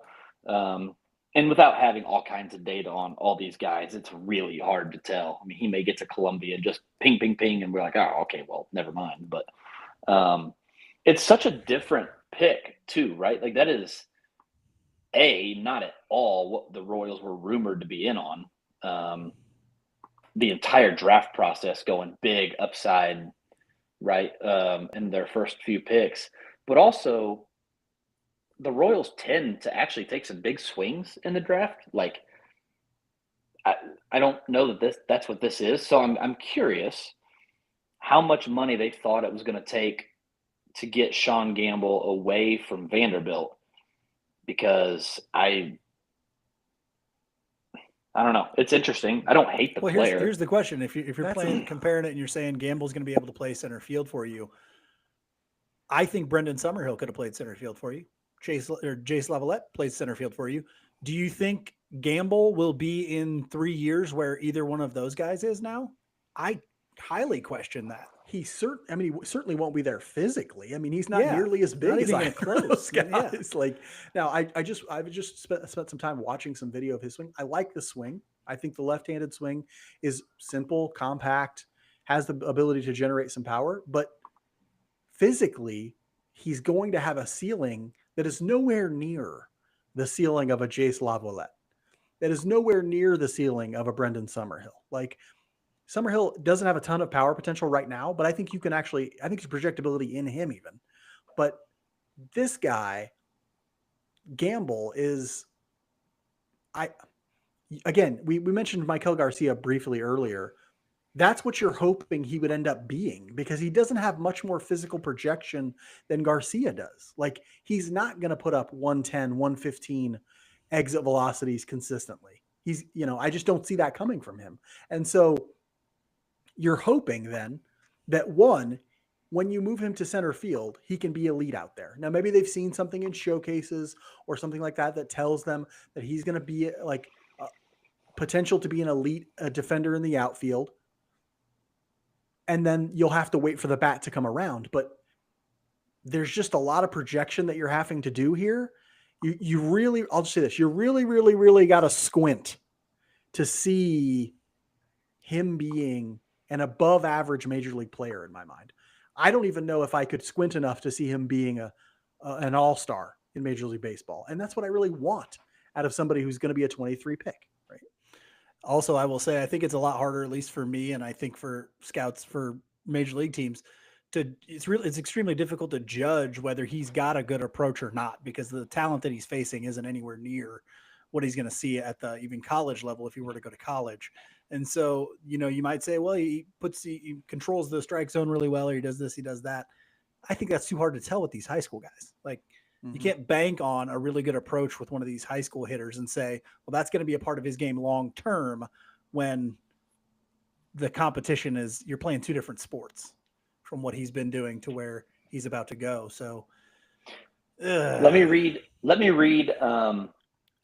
Eric Longenhagen's report on Fangraphs, because it's hilarious. Like, backwards. That's what I'm looking for out of my draft. Draft analysis comment. From Eric Longenhagen says that he has big power despite a medium frame. He had some of the loudest and most consistent BPs, but when he swings in games, his head moves around too much, which leads to a 70% contact rate, which is not great. Swing has natural uppercut, but the length into the hitting zone means he's got a long swing. Means he's late and peppers the oppo gap, but which if you're late and still able to get there, it means your barrel's pretty flat, which is a good trait to have. Swing and miss risk with lots of in-game whiffs versus pitches up and away. Power over hit, corner profile, platoon look, priority second round sign, but he's also got him listed at second base and left field. I mean, so he doesn't think he can play center. That's a really strange profile. Yeah, it is, and it disagrees with every other scouting grades I've seen. For everybody I've seen him on says hit over power, says 55, 60 grade hit tool, 50 grade power, right? Like, and the truth of the matter is, if you go scout a player this young, right? Like, if you go scout them and you just sit there and watch them, they can look like they have massive power. And if you watched on MLB Network right now, you see a kid swinging out of his shoes to crush baseballs. Projecting him to do that is wrong, right? Like, you can't be like, oh, he's going to get this kind of, and doing it off of BP is even more difficult, because again, you can't tell in those moments what it's going to look like when he's trying to face more difficult pitching, what it's going to look like as his body does or does not mature. Like, I'll tell you right now, he doesn't have the exit velocities right now, and I know this just because he's a high school player, to be like really successful in baseball. Does that make sense? Some guys have that, right? Like, but I don't think that he does. And so the question is, as he moves forward and develops, will he be able to find a balance between what he's doing at the plate that will allow him to both generate exit velocity and have a higher contact rate than that 70%? Like, And the reason he's probably getting second round projections or second round grades is because you don't want those types of question marks in all of those areas for one guy, right? Like you want to be able to say like, this dude's got power or this dude's got a hit tool and a projectable body. We know that for sure. I don't know for sure with Sean Gamble because, it's not there. It's not on tape. Not that I've seen anyway. And it's not there in terms of the reports that we're seeing on him. Mike, your thoughts? Yeah. And if you watch the swing, that I thought that profile that Alex read was very good. If you watch the swing, he stands straight up at the beginning of his swing. And so when he takes that step forward, that big stride forward, it does seem a little flaily. And you're like, okay, well, I think a swing like that, especially with the upward plane that he combines with it, leads to actually some pretty shitty ground balls quite a bit. So I worry a little bit about, okay, is he going to be able to consistently get the ball in the air against better pitching? Yeah, not thrilled with a guy like this. I'm guessing if the Royals took him there, I think they probably think he can play center field. I highly doubt they're going to take a guy that with that hitting profile that they're not going to be able to put into a definite premium position. It would just shock me if they're like, we've got a good left fielder going here. Let me ask you this, and this was posed in the chat by Joel. Joel, yeah. I don't know if it's the Joel who's a friend of ours, Joel, or if it's the different Joel. What could this mean for 28? Like, what does taking this pick mean when it comes to what they might do with pick 28? Well, one question would be, are they now likely to take another high school guy? Probably not. But you still have those guys we talked about. There's still Brendan Summerhill. There's still Laviolette there. I think. I haven't checked. I don't think. Oh, there went Schoolcraft. He's going. Do you go to the Padres? Yeah. But Summerhill is still there, I believe. Yes, it looks like Laviolette's still there. Aloy is still there. Jordan Yost has been taken, and now Schoolcraft has been taken. What do you think this might mean for pick huge. 28, Alex? Your guess is as good as mine. You think they go back to high school? Or less likely they go prep player at 28?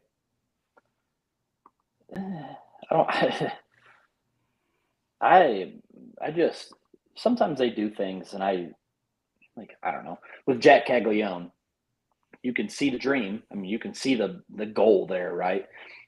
Frank Mazzucato, why? Like, what are you reaching there for? Blake Mitchell, well, all right, I can get behind it. To be clear, with Frank Mazzucato, they were reaching there to save a ton of money and sign Carter Jensen and Ben Cadurna. Right, that's but you could do that. You could have done that with a number of different 20 other guys types of profiles, right? Like, why the cold weather lefty that throws 89? Why was that the guy you thought was your piece, right? Blake Mitchell, I didn't love it, but like 2-time Texas Player of the Year, like, okay, I can get behind the theory behind it, right? This reminds me way more of the Frank Mazzucato pick, where I'm struggling to see the piece that made you fall in love with a guy at the spot you took him. And with, like you said, Mazzucato, you're saving a bunch of money. I don't know that you're saving a bunch of money on a Vanderbilt commit. Like, I don't know that it doesn't seem like the play, right? So if you're having to pay him a lot of money, which I assume they're going to have to, you still have 3 right now, and they're on pick, we're at 26, so there's 3 picks left. You still have 3 very good college options and in terms of bats, 4 really. You have Brendan Summerhill, Wahiwa Aloy, Jason Laviolette, and then Devin Taylor. Like, all of those are good outcomes. So we'll see. I still don't understand. Like, I would have gone with Josh Hammond. Maybe they've got an ace up their sleeve later on that they think they're going to need a bunch of money for, a la David Shields. I just don't like back to the question, what does this mean for their next pick? I'm having a really hard time figuring out what the plan would be via the Sean Gamble pick. I don't know that in any way projects like their next pick because it's just such an odd dart throw. But yeah, very strange. I just don't know what the calling card is. Well, one thing Mark and I have been talking about with picks in this spot is or with something like if you're doing money, like a money games thing, like they did for Mazzucato, is can you get that skill set? Can you get those tools later or something that approximates to those later? Like, I don't think Gamble has anything that you're going to go, well, that's something that I can't get at 61. Just won't be able to find it. You know, that's one of the things that always kind of gets me with a pick like this. High school guys in the 20s, I'm still looking for one elite level tool. And I don't think, at least for elite level for high school, and I'm not sure that Gamble has that. Like, that you want to talk about the power. Okay. Is that going to be consistent if he's swinging and missing as much as he is? I don't get it. And it's definitely not, it's not the defense right now. It may be projectable for the defense, but what's going to be the one thing that carries him?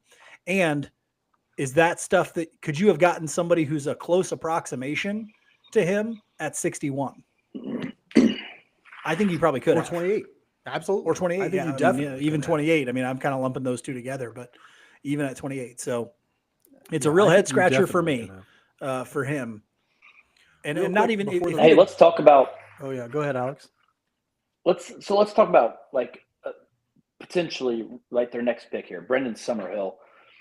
Brendan Summerhill was pretty good on the Cape last summer. He was okay at Arizona, and then this year he really takes it up a notch, right? So if the Royals' next move is a Brendan Summerhill type, and you start to see them formulate a pattern of a similar, again, Eric Longenhagen disagrees on what Gamble is with what we think he should be.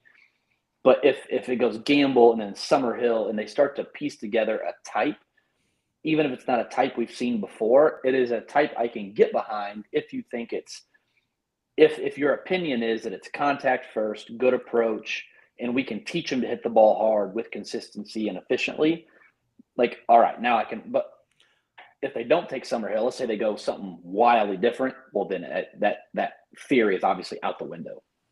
you just want to see a plan. Just an What do you update. want? You want to see a plan. The Phillies are taking Gage Wood, right-handed pitcher out of Arkansas. We talked about him previously. Pretty glad he's off the board. I'm not a big Gage Wood guy. Alex, I don't know if you're a big Gage Wood guy or not, but he's not going to be available for the Royals at 28. Mike, finish your thought. No, I think what Alex was kind of saying was I want to see a plan. We said for a long time, especially in the Dayton Moore days, like, what was the plan here other than getting these guys? Like, is there a profile that you're looking for, especially on the pitching side at the time? What is your plan for these pitchers? We can't tell a type. It just looks like you're throwing darts at a board. And that I agree is the same thing. If we come out of these first 5 picks and say, oh, I can definitely tell this was the plan here, that makes things a little bit different.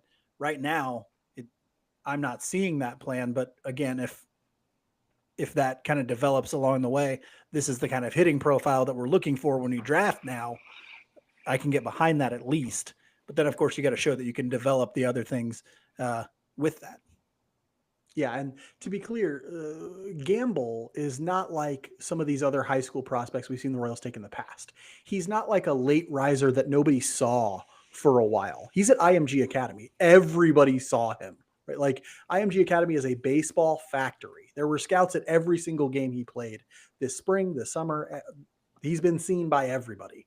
And there are no reports out that like he's somehow massively different than the last time scouts saw him.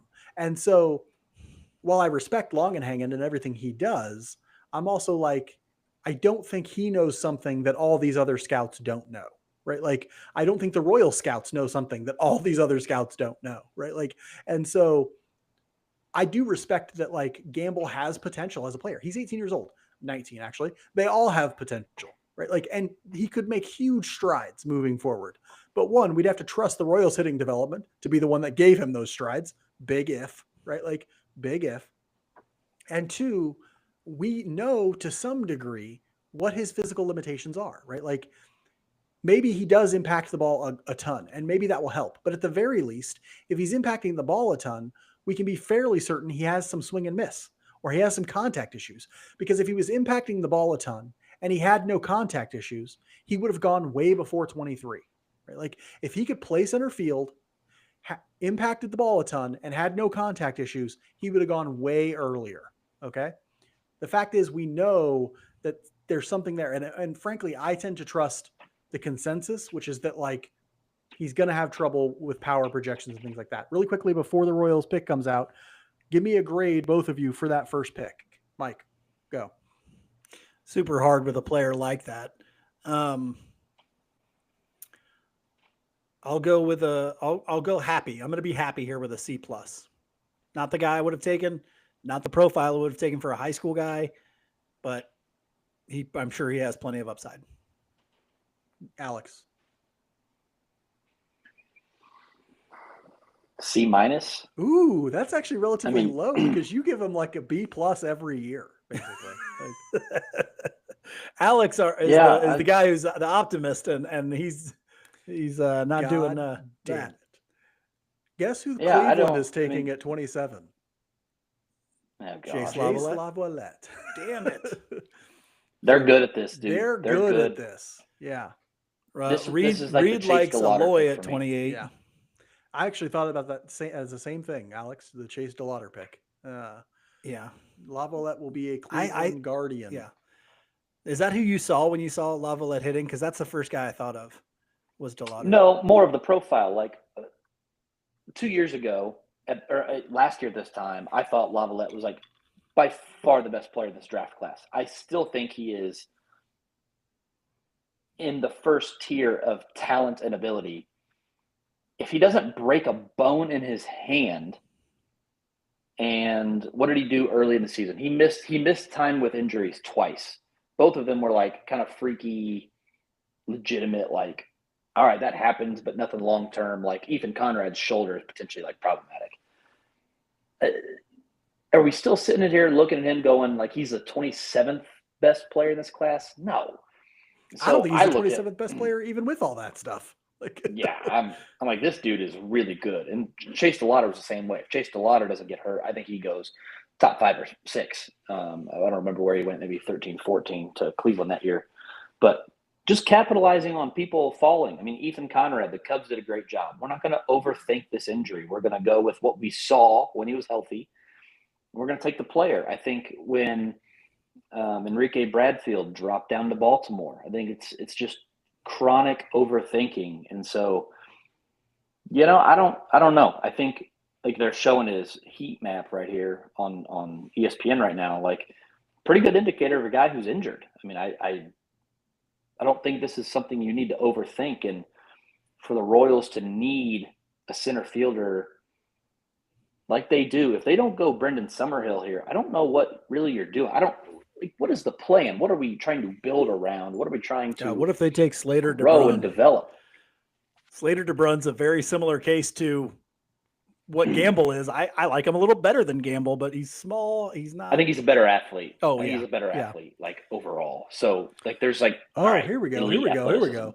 Royals pick is in. The Royals are selecting high school shortstop Josh Hammond at pick number 28. Okay. I like that pick. There was somebody in the chat who was like, "You guys don't ever like the picks. It seems like you never like the top picks." I think we liked Jack Caglione last year. We liked Jack. Yeah. We did not love but Gavin honest, Cross. too, We did not love. Hey, and by the way, what have the Royals? They don't have a great track record in those picks. Right? Which guy are we like? Oh, you know what? My bad. I was wrong on that one. All right, let's talk about Josh Hammond, who I really, really like as a pick. I'm glad that they got him with one of the top two picks that they have. They must believe that they can sign both of these guys, which is great. Josh Hammond is shortstop now, but everybody projects him as a third baseman. He's like 6'1", 200 pounds. I think he does pitch as well. I think they're going to have him just be a position player. I think he's got really good power potential upside. And one of the reasons why is you're seeing him hit right here. Look at the length of dude's arms. Look at the length of his arms relative to his height. That is a big indicator for me that guys are going to have more power potential than you think. And so I would not be surprised if he gets to the point where he's a 25 to 30 home run bat in Major League Baseball. I think you can still put some muscle on that frame. He was hitting with good exit velocities at the MLB Combine. And so I think there's just a lot to love. I think he's got plenty of athleticism to do well at third base. I think there's just a coach's kid. You like the makeup there. I think there's just a lot to really like about Josh Hammond. He's a really good prospect. Your guys' thoughts? I just agree with pretty much everything you're saying. I like Neon's a little bit better because I think there's a little bit more potential for the power potential is a little higher, but completely agree with what you're saying. This is a guy that's got, I think, more upside than Gamble does. I think he's going to, so too. Yeah, I think he's going to be, you know what he kind of reminds me of? Laurie, Brett Laurie. You guys remember him? Oh yeah. The body type reminds me of him a little bit. Kind of a compact. I hope he doesn't have the attitude. I hope he doesn't have the attitude either. But Laurie was a really good, or a pretty good third baseman at the beginning of his career anyway. Kind of a thicker build to him. I think this guy's got a chance to be, I think the floor is both high and there's a potential for a very high ceiling as well for a high school kid. The play style reminds me of like Trevor Story, Junior Caminero, where you have like a good athlete on the infield who sits back and is just ready to rake. I mean, like they're up there looking to do damage, extra base hits. The swing reminds me a lot of like Trevor Story. Like I really like the way his hands work in the strike zone. They get in it quick. And the bat is pretty flat. And for a lot of guys, the ability to keep a flat bat in the strike zone and then generate lots of home runs is tricky because you need some point of an attack angle that is vertical. And so to be flat and generate a launch angle that is efficient for home runs, it is hard. It's really tricky. And I think Josh Hammond does it at an elite level, like a Trevor Story, like a Junior Caminero, a little bit like an Isaac Paredes. Only I think he's a better athlete than that long term. Really, really, really, really, really like Josh Hammond. That's an A+ pick for me at 28. Yeah. If you take him at number 2, okay, maybe it's not an A+, but at 28, that is an A+. I don't really know how you could do a better job of scouting, picking, and zoning in on that player right there. I love that. Yeah, 6'1", 210, athletic though. Athletic around the bag. I think he'll be great at third base. That's my thing. Yeah, I think he's going to be that's really good. That's an A+ pick for me too, honestly. Like I didn't get a chance to grade that first one. I'm gonna give the first one I'll give it a C+. It's not tremendous, I don't think. I think if you flipped those two picks, I'd be happier with it. Like I would have been stoked with Hammond at 23. And like you coming into the day, if you're like, hey, the Royals are going to get Hammond at 23, I'd be like, awesome, that's great. And then at him at 28, I would have more because I think there is some athleticism in Gamble, and I think there is maybe enough power potential to dream on. If he can play center field and hit with a little bit of power, you're happy with that. But the fact that it was 23 and 28 is a little cumbersome there. Now, let me ask you this. We're done with the first round, with their picks in the first round. What are your thoughts on, one, what this says about what they're going to do with their money for the rest of the draft? We'll start there. What are your thoughts on that? Because 2 high school guys, do you assume they're going to be able to underslot any of them or just play them slot value? Or do you think they're going overslot with both of these picks? Let's say it cost them 7.5. Okay. Let's say it cost them 7.5 to get them both signed. You still have over $5 million to play with. I really think there's still a lot they can do.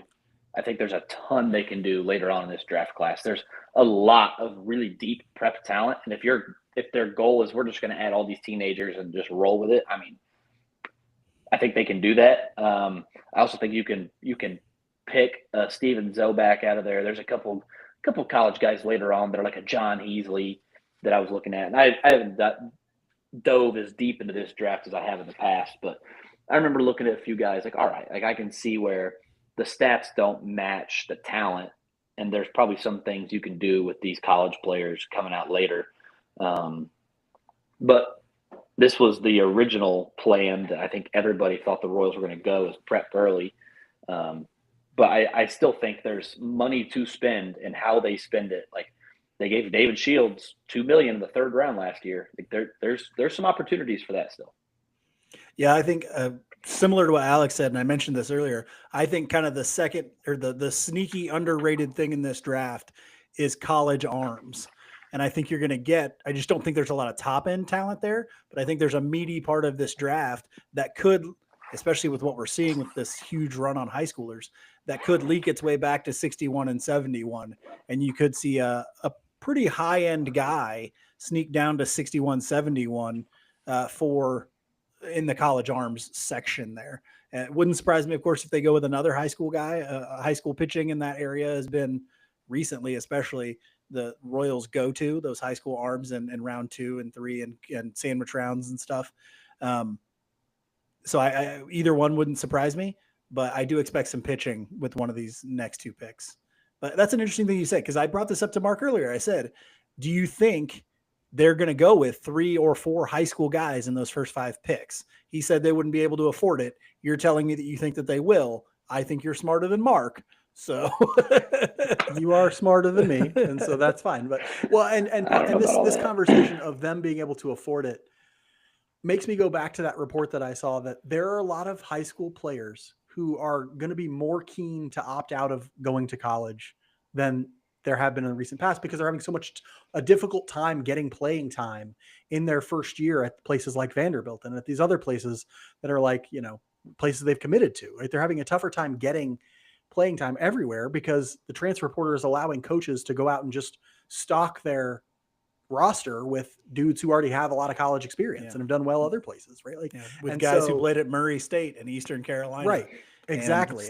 But hit 320 and, you know, we're stars there, you know? Yeah. And so if that's the case, and that drives down the number of a Gamble or a Hammonds, and that allows you to get them for $500,000 over slot, both of them, right? So you're paying $1 million over slot for the 2 of them, and you still have a large chunk of money to go get a prep guy at 61 or 71.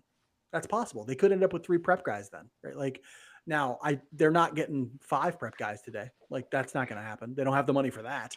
And so we'll see on that, but it is interesting to me that this may be playing out as the result of, you know, or the 2 guys they've chosen may have smaller over slot deals than we thought originally. Right. And so I do want to ask for player comps here, because I think that's one of the best ways for audience to understand who these guys might be. I know it's going to be tough for a guy like Gamble, but do either of you have player comps? Mike, we'll start with you, and give us a grade too, because Mike, you never give us a grade for the Hammond pick. What are your grades for the Hammond pick, and what player comps do you have for these guys?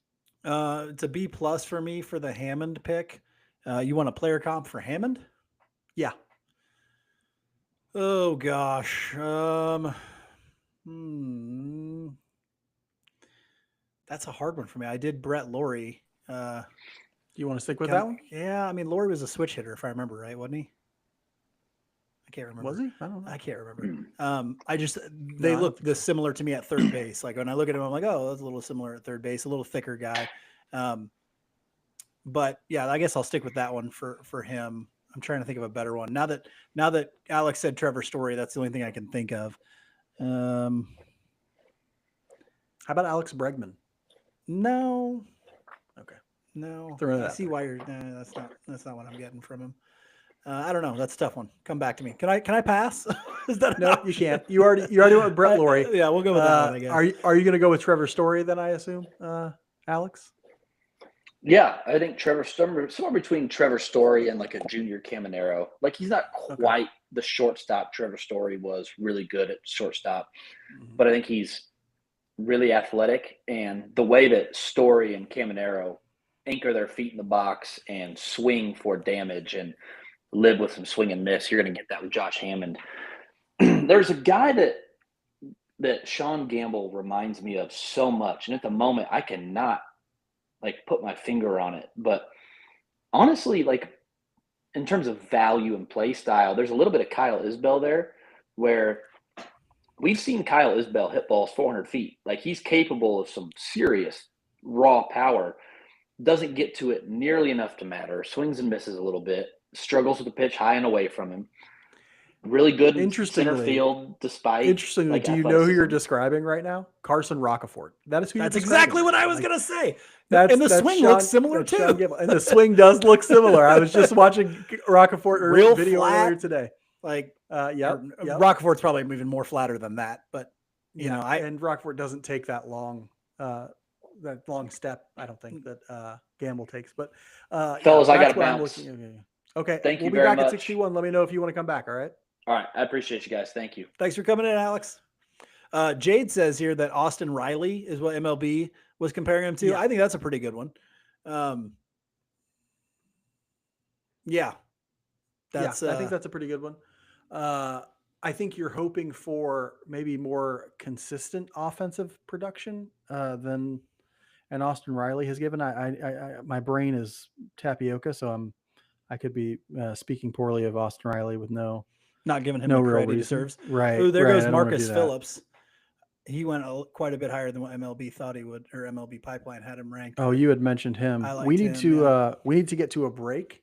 We're gonna take a break and come back for pick 61. I need to eat dinner. I got to have eat. not eaten I got to yet. put my son in I'm bed. I super got to do hungry. all that sort of stuff. Yeah, So, Mike's got a lot of that sort of stuff. Actually, no, Austin Riley would be a great comp. He looks pretty consistent as an offensive performer. So that's a great comp. I love that. Hopefully that ends up being the case. We'll be back to talk more about pick 61, pick 71, and then pick 97. So please come back. We'll come back a few picks before those picks. All right. We'll see you then. thanks, guys. Thanks.